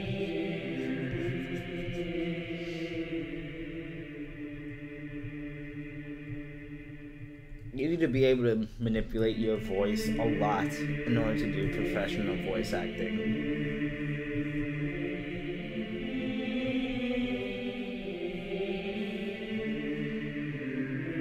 When I first played Shadow the Hedgehog, I couldn't believe my ears. I'm like, this is not no Sonic game. I didn't understand why they said damn a lot. Like, that word was just so overused. I don't know what the heck was they trying to accomplish with saying damn a lot.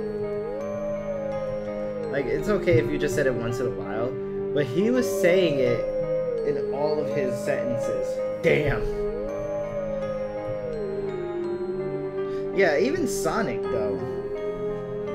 Like, you got the president saying damn, you got Shadow and Sonic saying damn. I'm surprised Vector didn't say, find that damn computer room.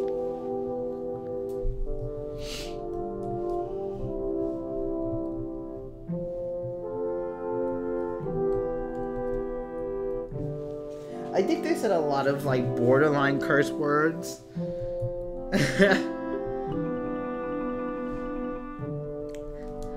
Well, at least they didn't say, oh crap.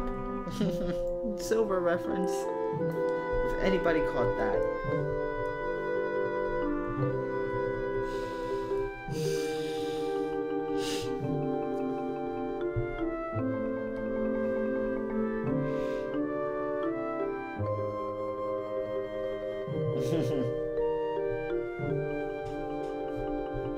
I was doing that yesterday, actually, because I was watching the last Naruto movie. I decided to watch the full movie. I was watching the last Naruto movie and I was keeping a counter of how many times Naruto said Hinata. It was so annoying.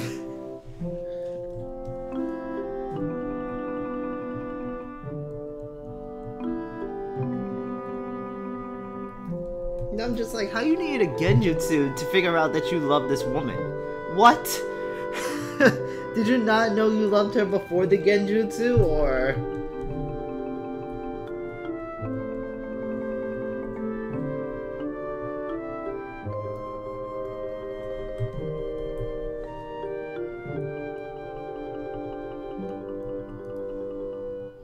Oh, thanks, Alex. I appreciate that.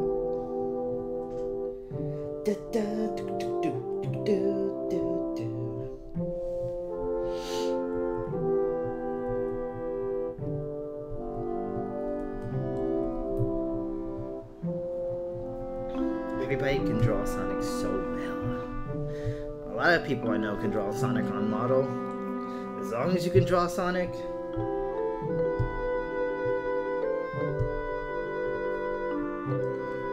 Oh my god, I know, right? Like, that whole movie?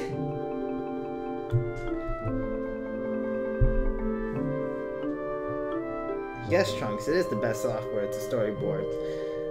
When I digitally storyboard, this is the only program I use. But usually when I'm storyboarding, I tend to do it on traditional paper. I don't know, like, drawing on paper, to me, is faster than drawing digitally.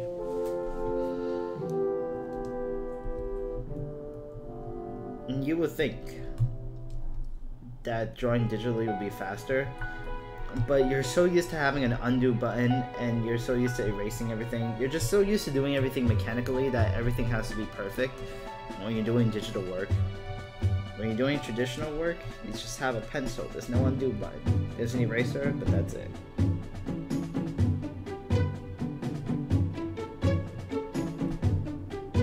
I'm gonna get back into traditionally drawing comics, so maybe I can sell a couple of comic pages, eh? I don't know how many people will be interested in, like, my traditional Sonic work. But I'm planning to fully ink those traditional Sonic comic pages.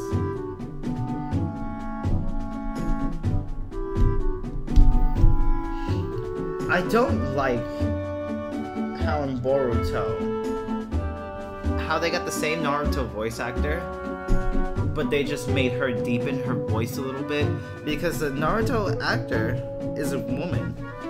I just think that when Naruto would progress in age, that they would get a different voice actor. Because Kid Goku doesn't sound the same as Do Goku, but Naruto has always had the same voice. So it doesn't make sense how they wouldn't change his voice actor based on his age. Oh, thanks, Trunks. I totally appreciate you, man.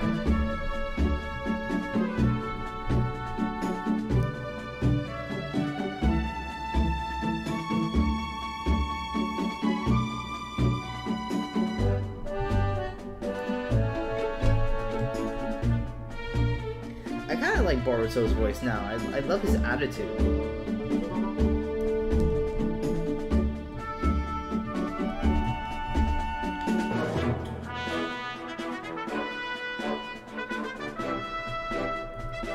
I know, right? I kind of wish Sasuke had another arm. Because sometimes I just be thinking that one day they're gonna catch him.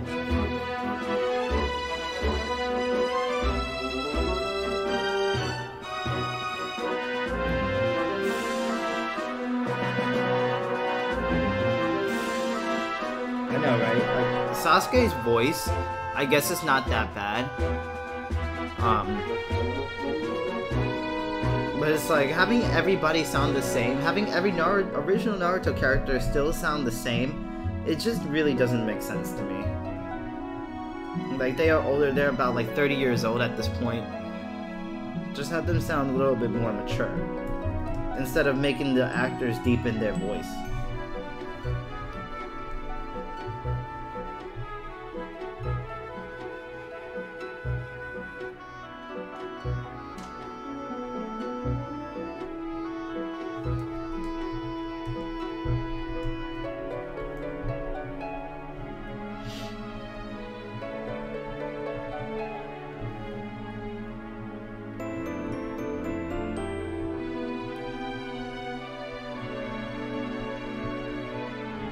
But I heard Boruto is becoming better in terms of story as of recent.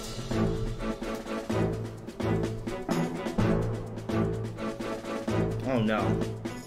Like, I didn't really dabble into Boruto. Like, I only dabbled into it a little bit just to watch some of the fight scenes. The key animation frames in Boruto's fight scenes are so amazing. It's at the pinnacle right now. And I feel like Dragon Ball Z lacks with key animation fighting scenes. I really hate Dragon Ball Super's fight scenes, man. It's whack. When I compare it to Boruto, because I don't want to compare it to like the classic 90s Dragon Ball Z anymore, but I'm comparing it to Boruto because they're two of the most recent animes. It's like Boruto excels in animation, and it's so much better. Like, I was watching a Sasuke versus one of those,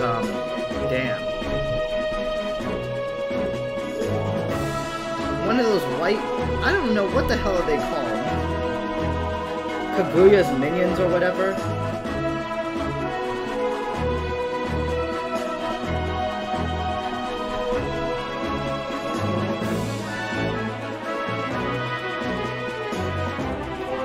Yeah, that Broly movie, that animation gave me the chills. I can't wait for that movie.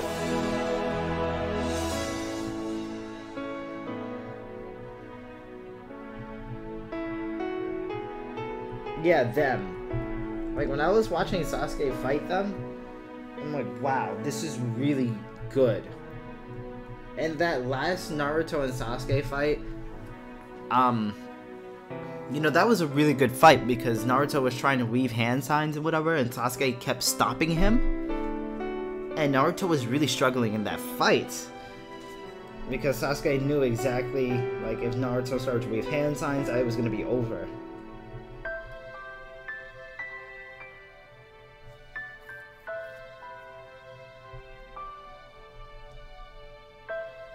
I know, right?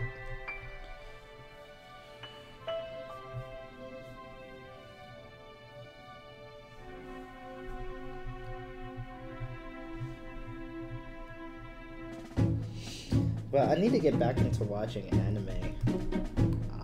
Because there's a lot of like newer anime I still haven't watched. Like I still haven't watched JoJo's Bizarre Adventure. I haven't watched My Hero Academia.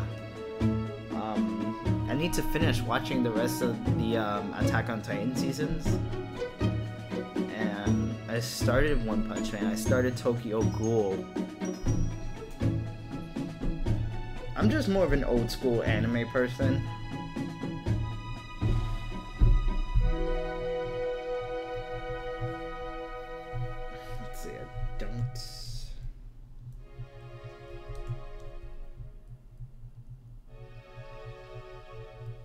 Like, I love Code Geass. I love Cowboy Bebop, Rurouni Kenshin, Samurai Champloo.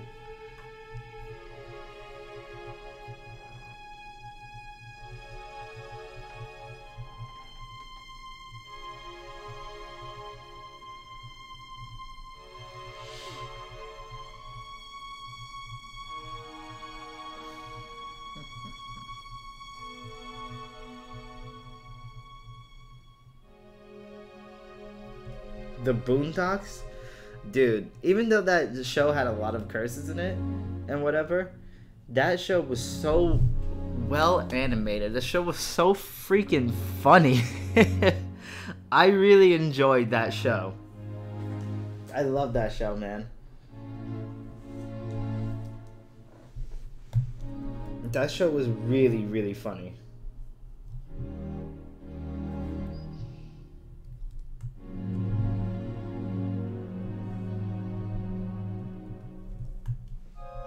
I love how they mixed a lot of, you know, of the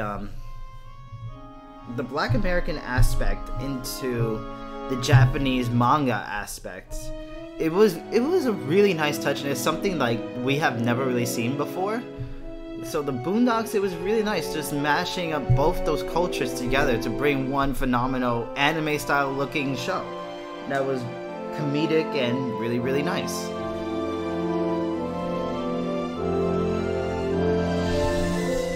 I feel like there was another show called Black Dynamite that tried to do that, but it didn't really hit a lot of points, I feel like. It was canceled shortly after.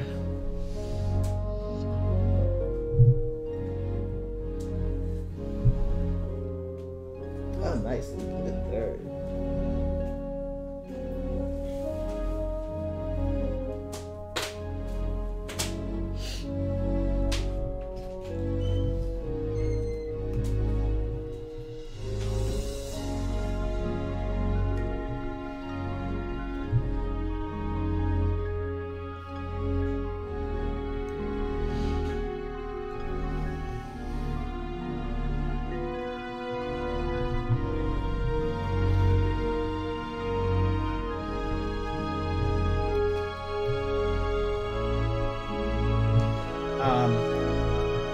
What am I doing with her feet?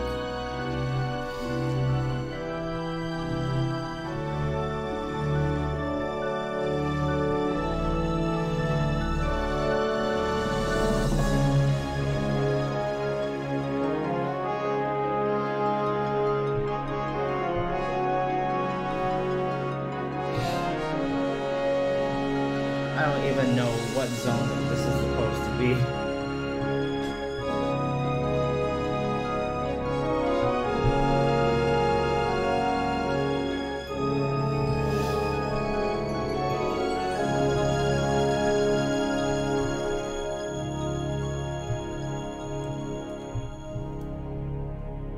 I think I'm going to change the music now. If you guys don't mind, I'm going to black out the screen for a second so I can choose a playlist that will be suitable.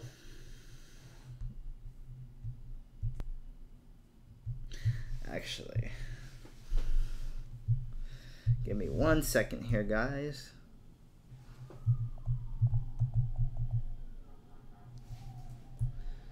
Uno momento, por favor. While I type in something spectacular. No, I'm not gonna really type in anything spectacular.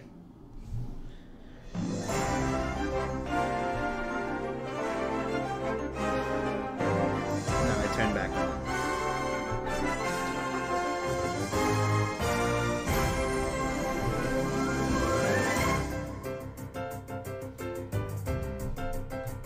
I got a little bit of an upbeat tone here.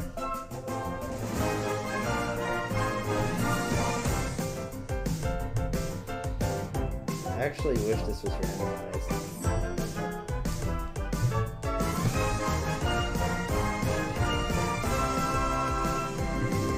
Oh yes, Paul. I'm actually just chilling over here. Like, I'm not really that focused. Because I am live streaming. Usually when I live stream, my art tends to be a little lackluster because I'm not focused. Usually when I'm focused, I stop talking and whatnot.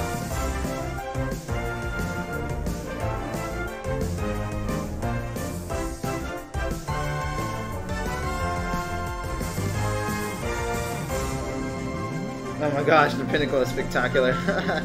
I actually don't like Lost World music. This is an Epic Sonic Music playlist. I wanted to play a Halo playlist, but it's like all these playlists on YouTube have ads.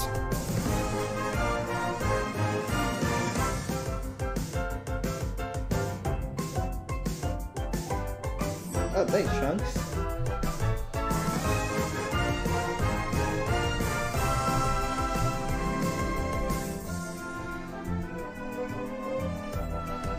It's like usually I will have YouTube playing in the background while I'll do this, and it's like it's so annoying when you have to pull up the browser again just to eliminate those ads.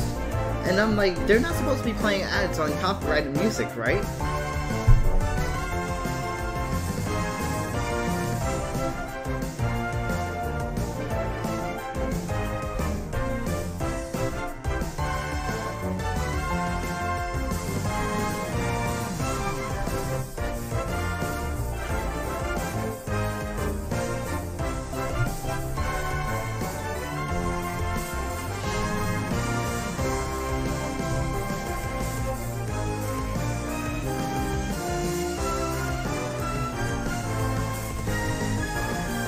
Sometimes I would get so deep into the music, that would be a distraction for me, yeah.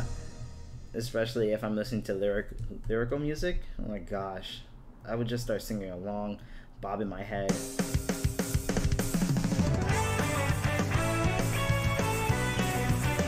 Thank you so much, Trunks.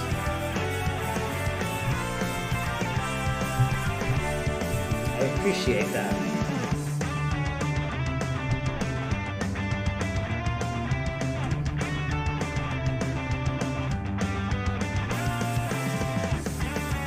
Follow you back, Dragon Ball Animations. Nice, man. I used to draw a lot of Dragon Ball Z.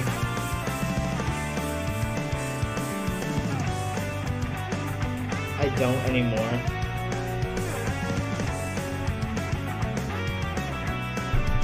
You just started that account and you have that many followers? Jeez Louise.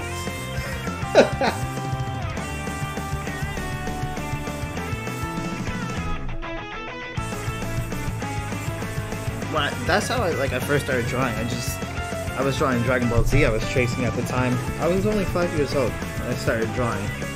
First thing I ever drew was Dragon Ball Z. It's not me, it's the playlist. Blame it on the people who made the playlist.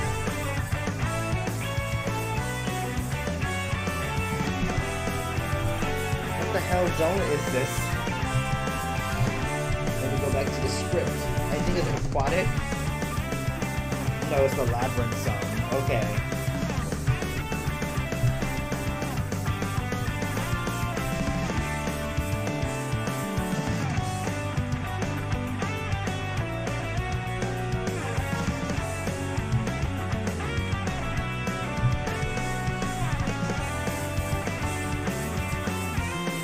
right here in the background is supposed to be Labyrinth Zone. So we're just gonna draw a lot of blocks here.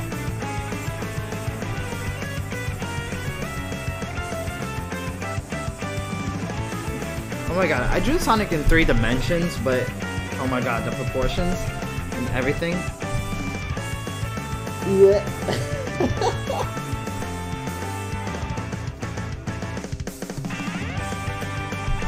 Let me see something.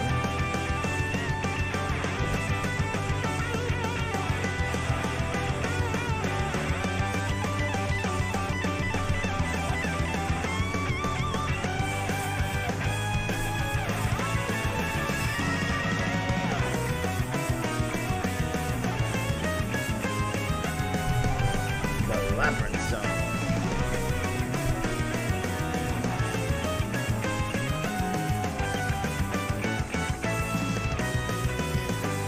If water is like coming down here, it will go like this. Because in the pictures, it's just going straight down. I think if it was going like really fast, it would be like this. Oh my god, what the hell?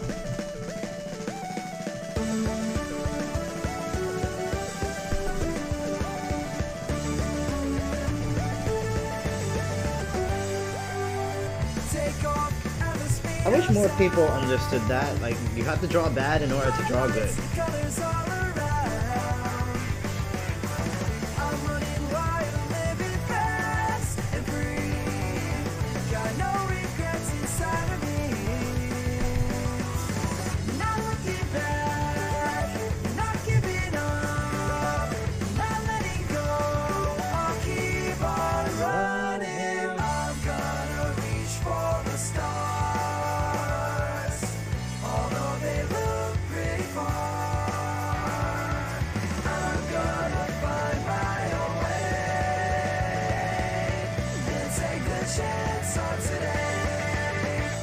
Johnny Test?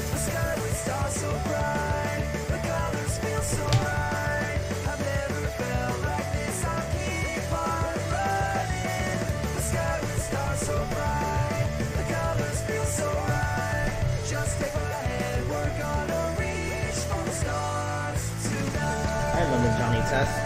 I didn't like it at first because I was a Johnny Quest guy.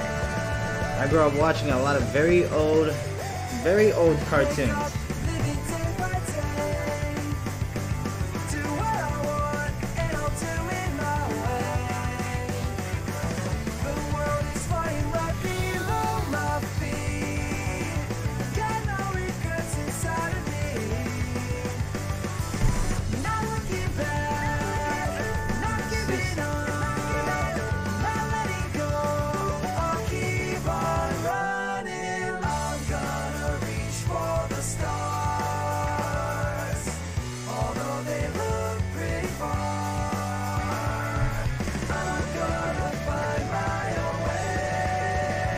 I draw these boxes.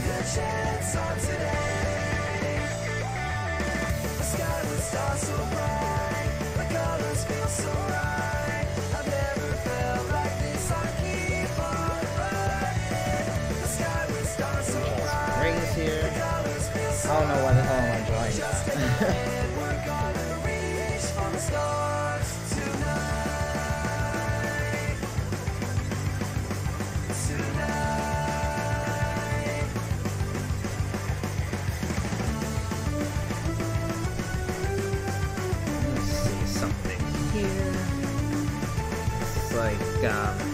Like I don't want to draw the background too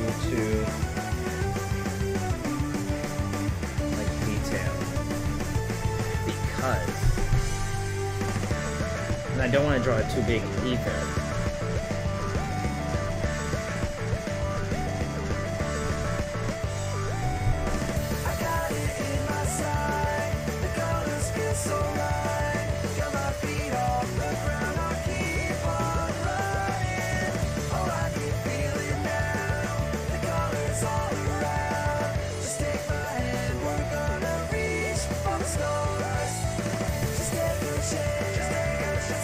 Volatile.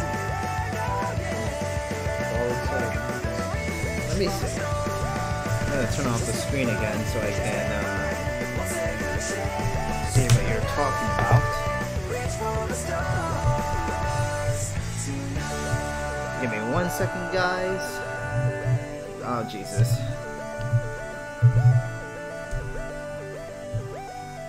I'm gonna reach for the Skittles. Wah, wah, wah.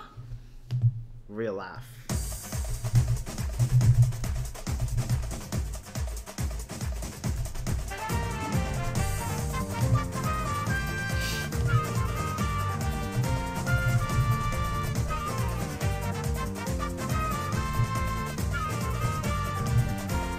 Let me pause that for a second and let's listen to this. With the ads, of course.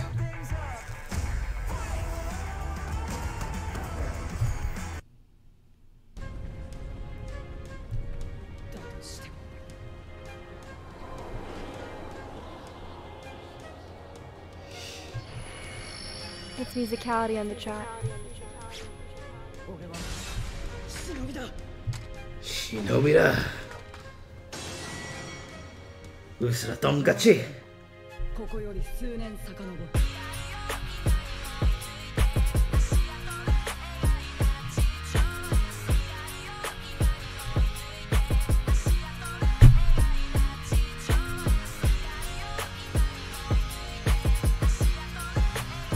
Yay for the ads.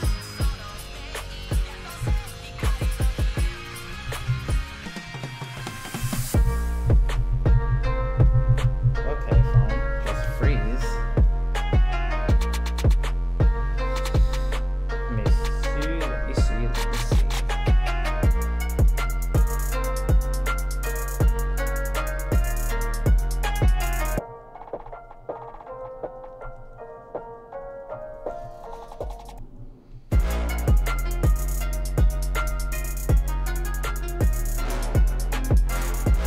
I wonder if this was the song he was talking about, Trunks.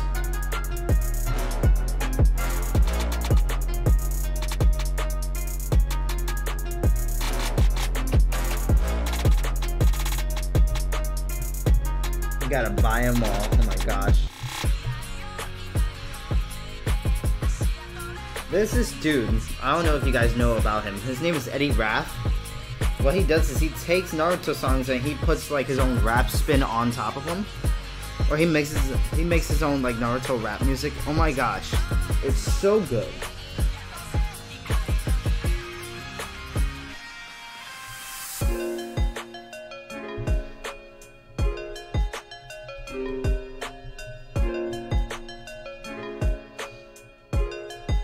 That's the plan to print my own comics.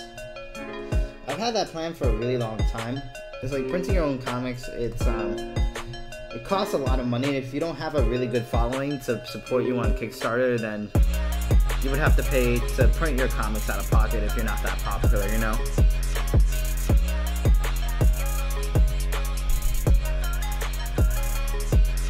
I stopped listening to the Bleach openings after number 12, to be honest with you.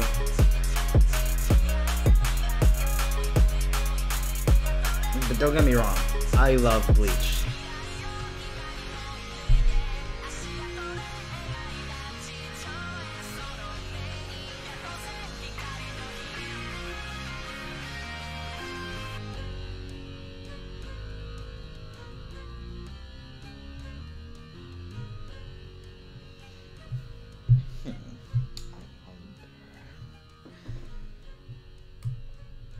Just keep this going all the way up there.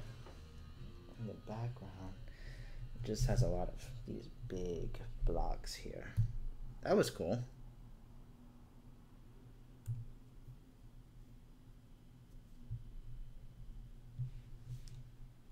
What am I doing? That was really cool, actually.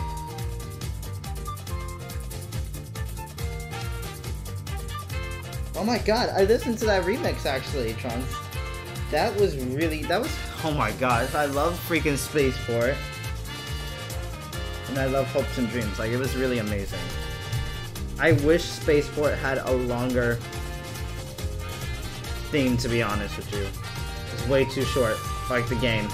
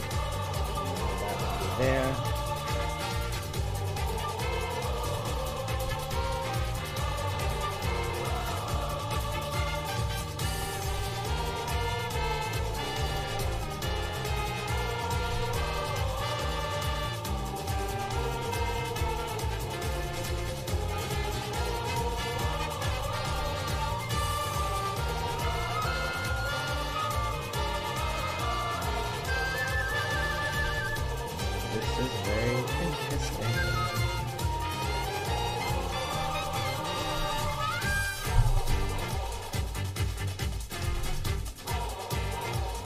Delicious drink, oh my gosh. You're crazy.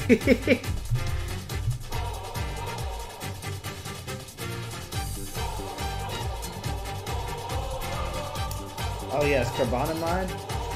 That guy was great. No, he made it such great content.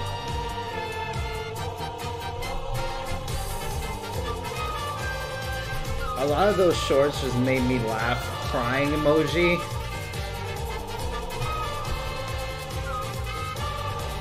And like, he put so much time and work and effort into his animation, his stop motion animation. Like, it was, that guy was so dedicated.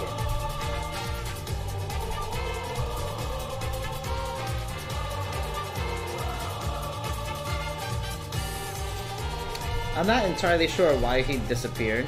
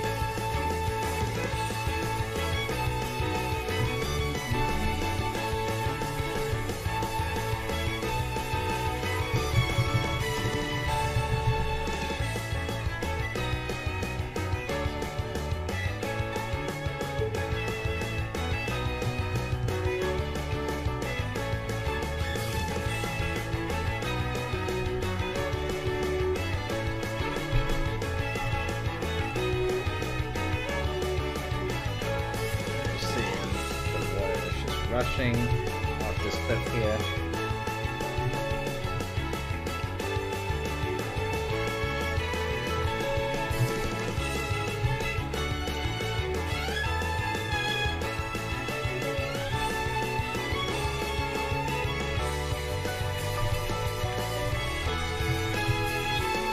I do want to get like a weekly live stream going on my channel.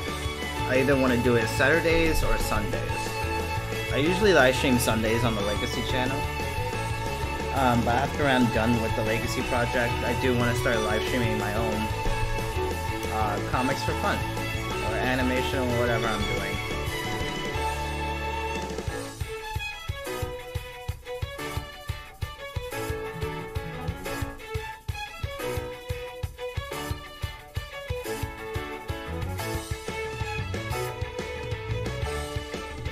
Ah, okay. That sucks. Yeah, depression is no joke. I really hope he gets better.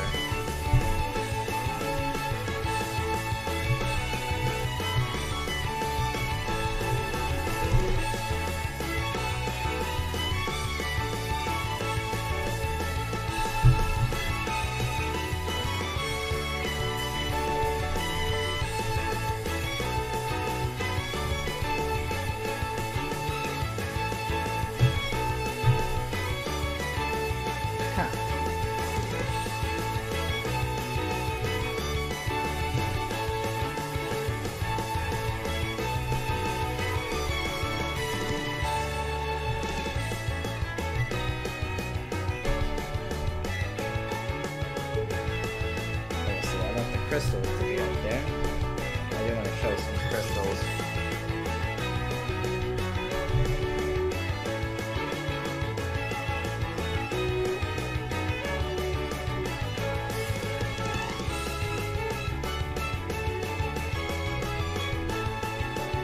I want to show some rings too.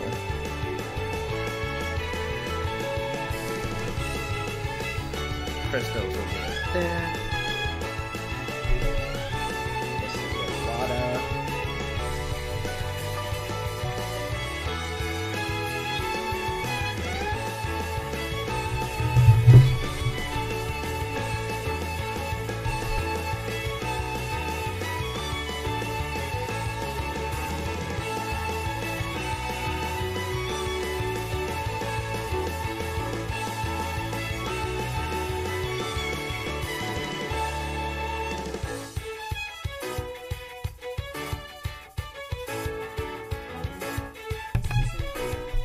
unfortunately.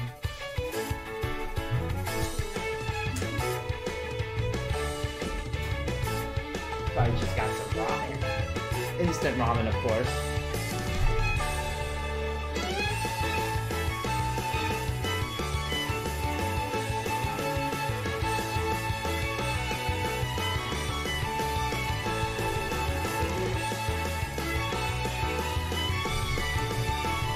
Let me see. I think this page is coming out pretty good. I don't know if I should still incorporate a lot of detail in the monitor, because there's so much detail here already.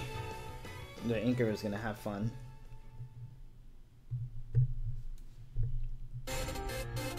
Hey, hey.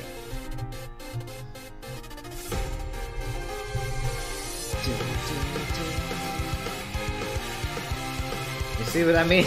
I can't concentrate. Do this alone. I actually really like the song. Don't judge me. Start to push me to victory. I didn't like it at first, but I came to love it. No looking back. Diving on the attack. Full speed ahead. I believe the Sonic the Hedgehog YouTube channel featured this guy who did a remix of the song, which sounded really good. Show the world what we can do. You are next to me and I'm next to you. Push me up through until the battle's won. Into this trouble we put our trust. Standing united.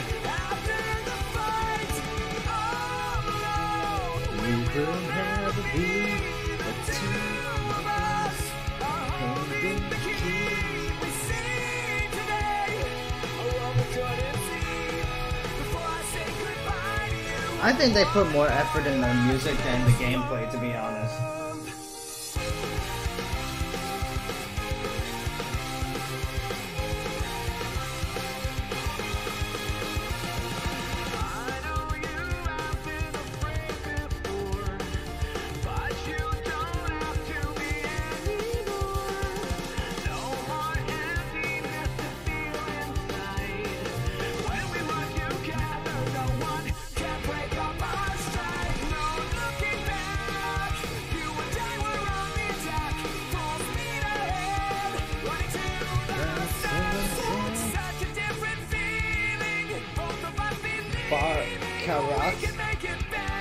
No, I don't know who that is.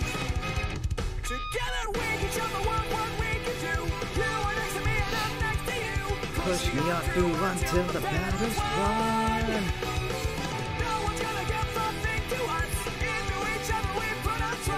Standing united.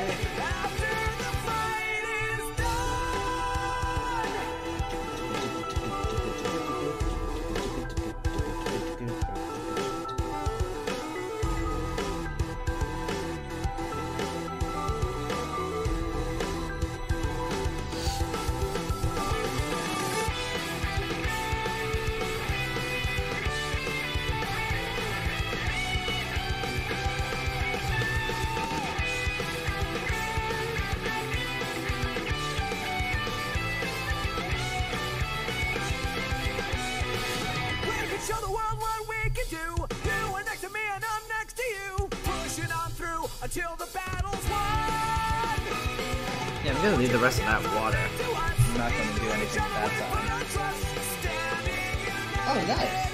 He sounds like a dessert. Oh my gosh. Oh. I should subscribe to that guy.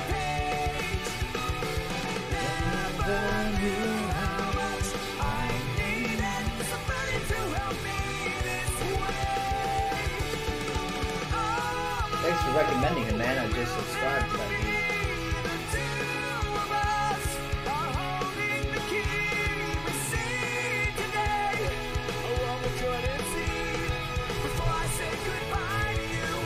Oh my god, ramen tastes so good. Fresh ramen though, like real ramen tastes really good.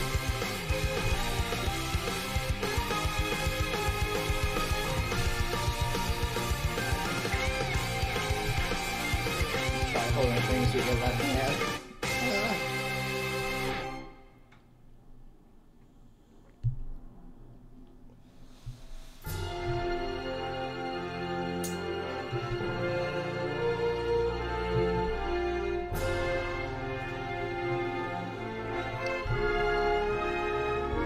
So after this live stream, I'm gonna take a break, and then Adam Bryce Thomas, he's one of the professional comic book guys for IDW. I'm sure most of you know who he is.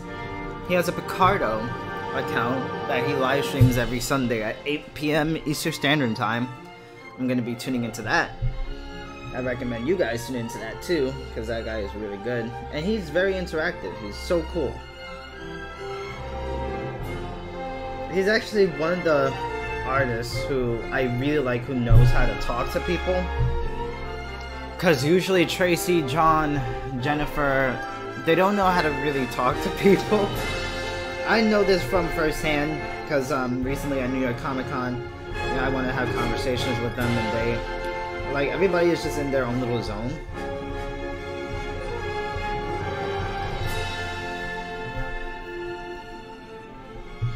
But it's like, ABT, he loves having conversations with his fans, and we don't only talk about Sonic during his live stream. What's his name? I think it's ABTART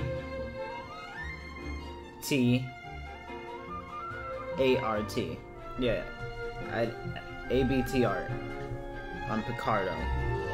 Unfortunately, he won't come to YouTube.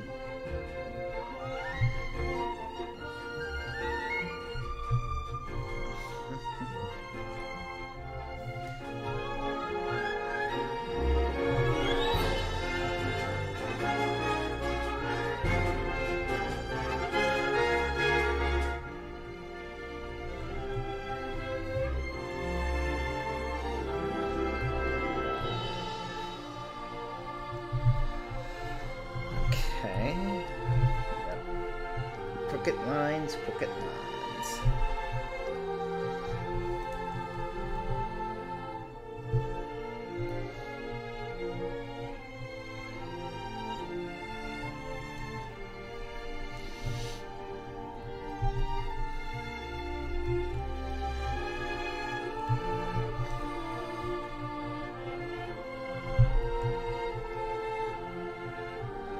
What the heck is this line right here?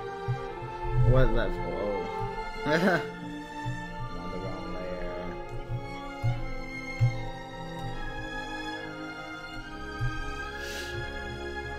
So on the last page, no, 2 pages ago, they was entering from a cave.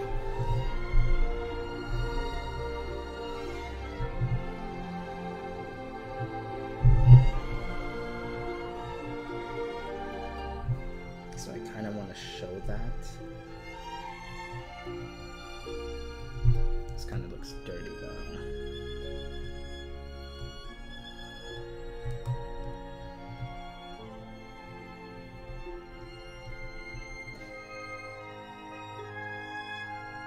But yeah, I'm down to see anybody's artwork.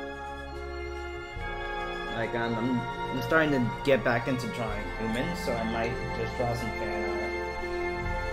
Because usually on Instagram, when you post fan art, you get a lot of followers from that.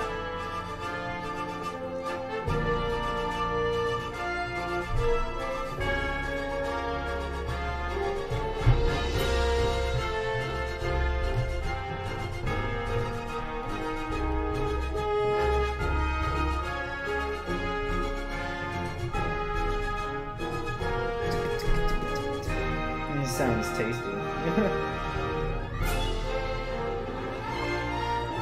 Oh my gosh. But yeah, Alex, if you want to ask like questions about the professional comic industry, like he's the guy you want to watch. Because he answers all questions and everything. He's so... like, he's just a cool guy.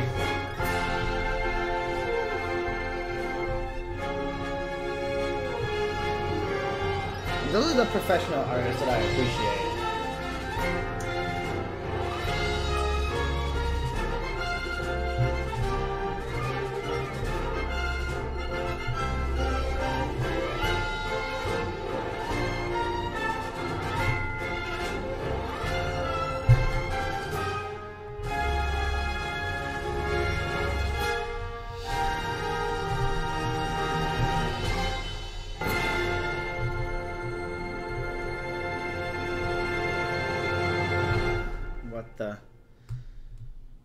Oh.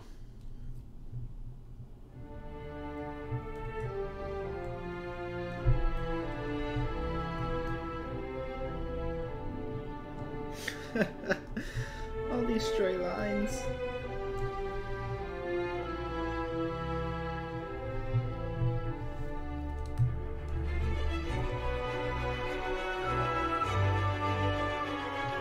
Thanks, Paul. Thanks for stopping by. I appreciate that. Enjoy the rest of your night, eh? Actually, at 6 o'clock, I'm gonna wrap up the stream. So we got 10 minutes left, guys. And I'm gonna take a small break, maybe play some Halo or whatever, and then I'm gonna come back, do this page some last details, submit it, and then work on a page for Archie Sonic Online.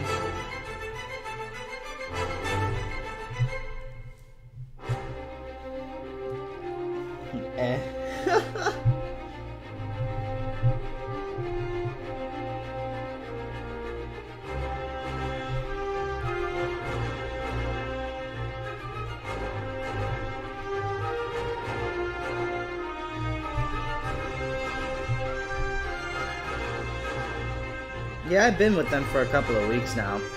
I did a cover for one of the issues, and now I'm doing 8 pages for something.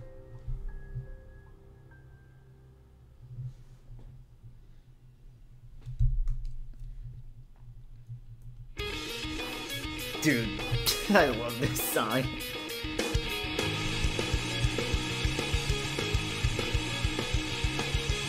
Alright. I'm just so eager to see my animating skills. Next week will be my animation week.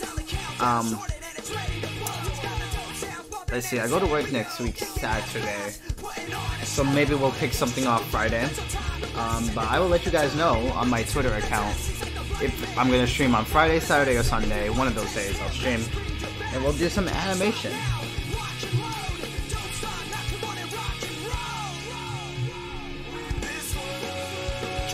You're pretty busy.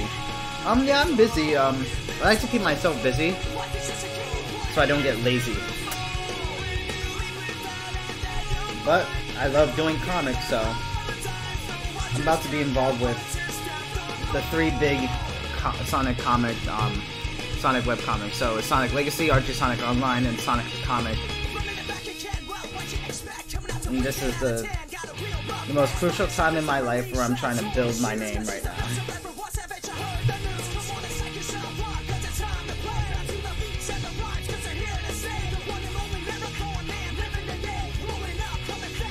This is really good that I did the cover for Sonic Legacy and then I did that cover for Archie Sonic Online.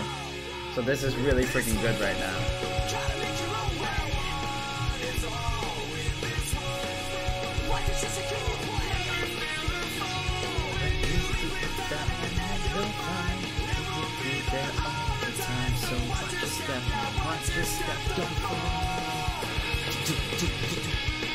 Let's see. I don't like how this is going right now with that, so we are going to fix this.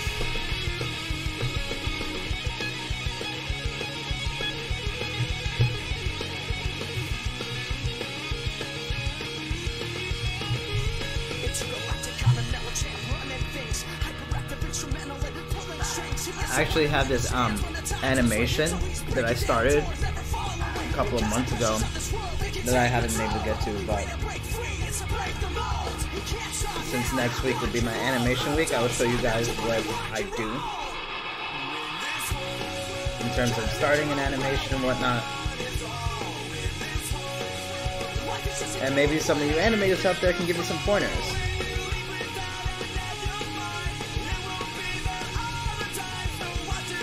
Okay, this is a little bit better.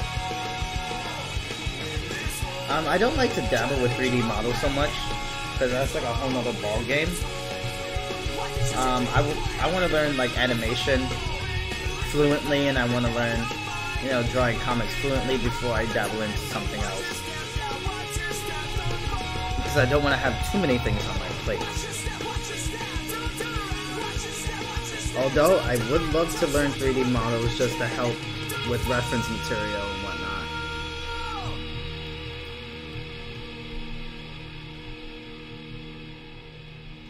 Like if I needed a 3D model of a spaceship that I'll be able to do, like I would just do a 3D model of a spaceship, import that into Clip Studio, and basically trace on top of it.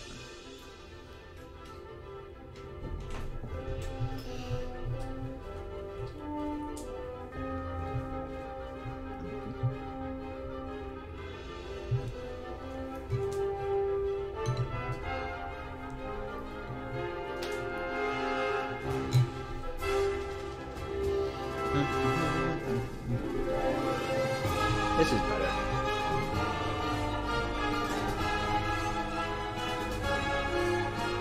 I really like how Sonic looks right here. You see, and I recommend now drawing Sonic using 3D models. Because this dude is simple, but he is extremely, extremely hard to draw. I'll definitely watch some of his tutorials later, like, because I've been looking into a lot of tutorials on YouTube, but most tutorials just like beat around the bush or whatever.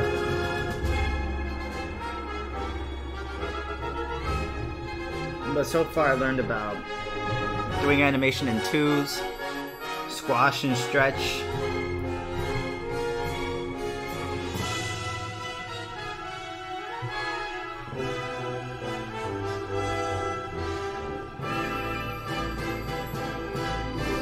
About keyframes.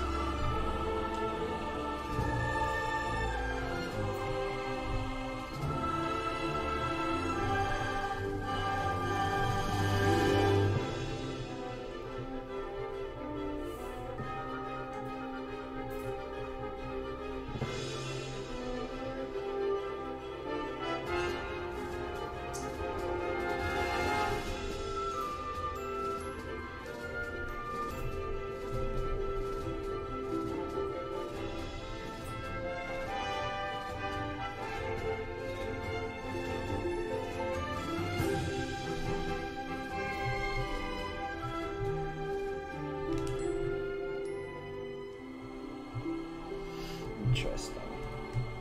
I'm also gonna fix up this water here a little bit.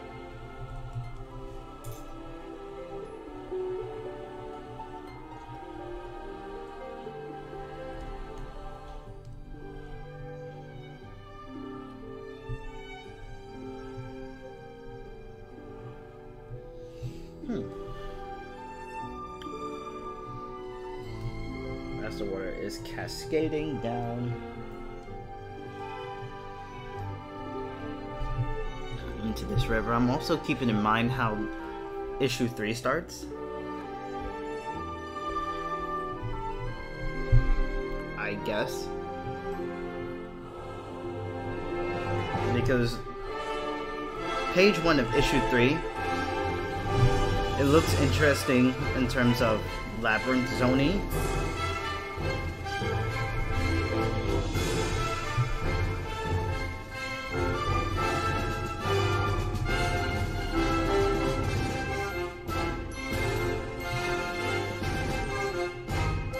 Also, if anybody wants to add me on Switch, it's the same username, Katunuchia4525. What the hell am I saying? No. You need a Switch code. Damn.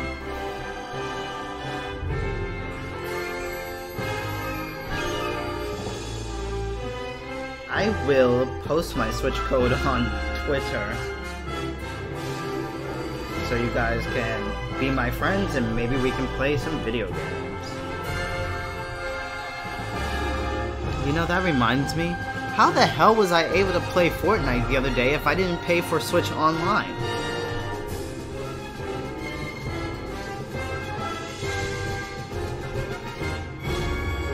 What?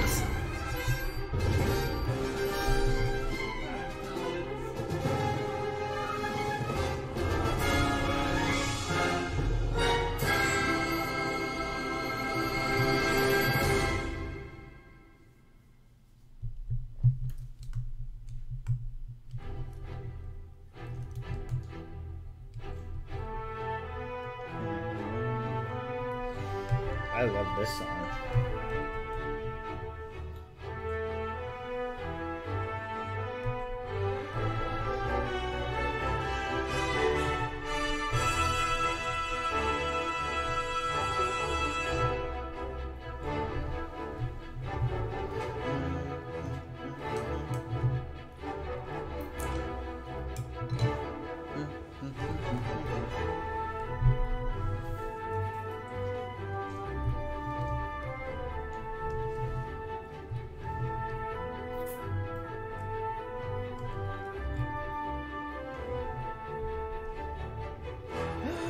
Your needs are here, Spaceport.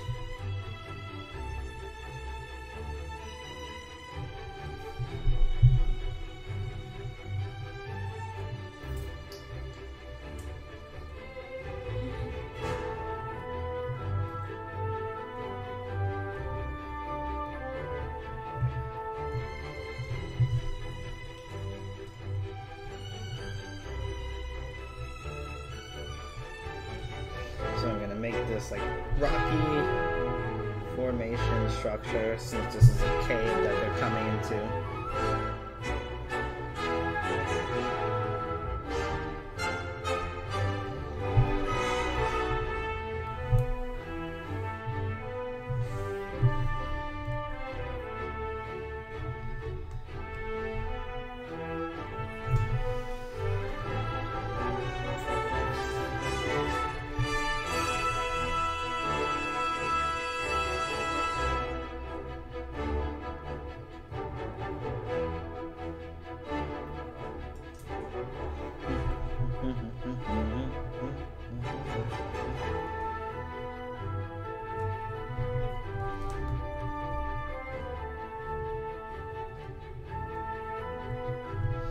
This splash page is looking... Damn.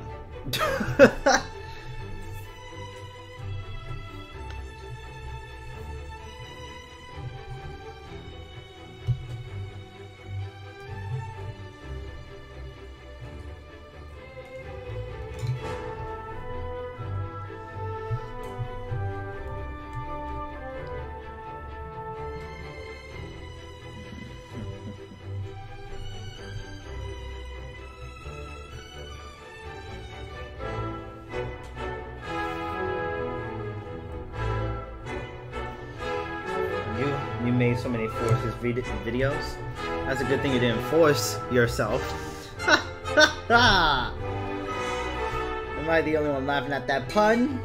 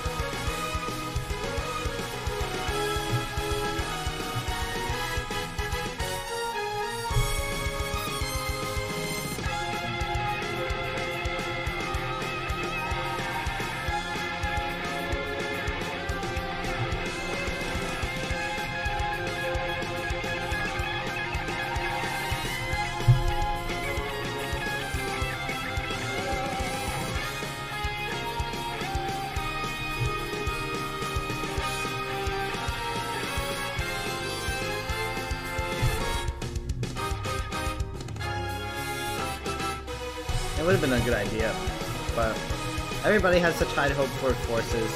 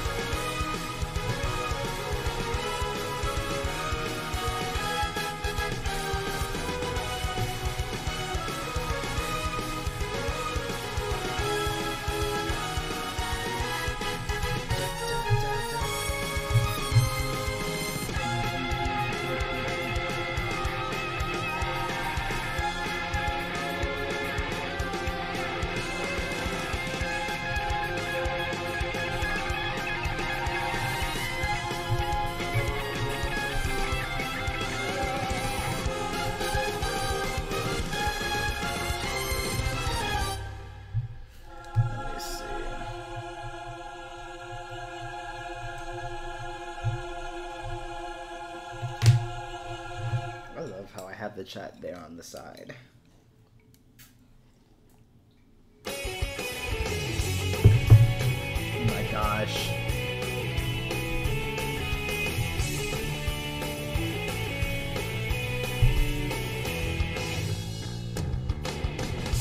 Care what you're thinking as it's turning me, 'cause what I have in my two hands enough to set me free. I can fight the feeling to resist it all the time, but when it's just too much to take, you sneak up from behind. Is it me you say you're looking for? Let me show you who I am and what I'm here for. Sega shut it down. Well, damn.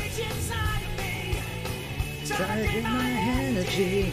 Let me show you just what I'm made of. Simple curiosity.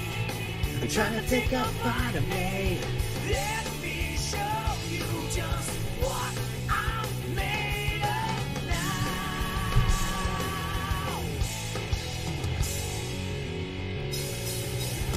Like a million faces, I've recognized them all, and one by one they all become a number as they fall. In the face of reason, I can take no more. One by one they all become a black mark on the floor. Is it me you say you're looking for? Let me show you who I am and what I have in store. Well, that sucks. I thought they usually don't do that. Yeah, trying to reach inside of me, trying to drain my energy. Let me show you just what I'm made of. Simple curiosity, you're trying to take a bite of me. Let me show you just what I'm made of now.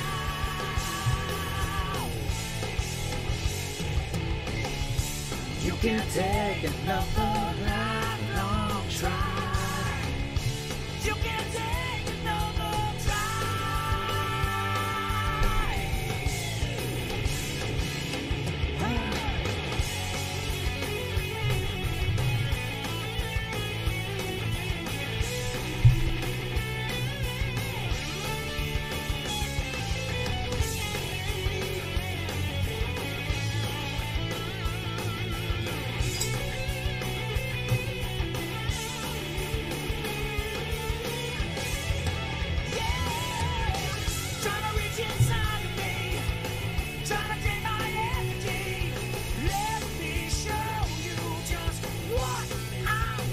Interesting. You're trying to take a bite of me. My Sonic characters have come a long way. I'm gonna post a before and after picture on Twitter one of these days. How I used to draw Sonic and now how I draw Sonic. What I'm made of.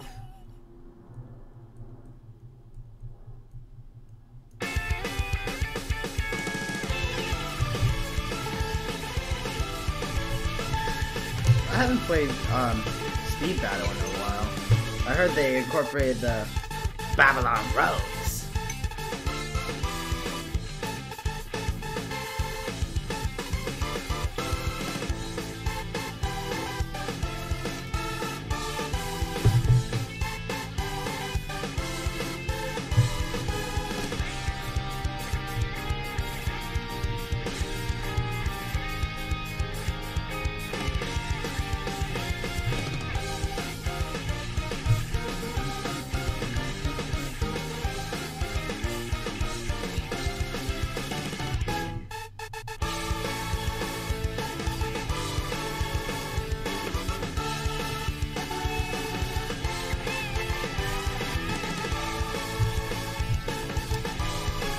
There's just a couple more details I gotta fix, which should take me about another hour, but I'm gonna conclude the stream here. Let me save this, just in case anything bad happens. So thank you all for tuning in to my live stream this Sunday evening. Be sure to check out Adam Bryce Thomas at 8 p.m. Eastern Standard Time on Picardo. I'll be there chatting with him also.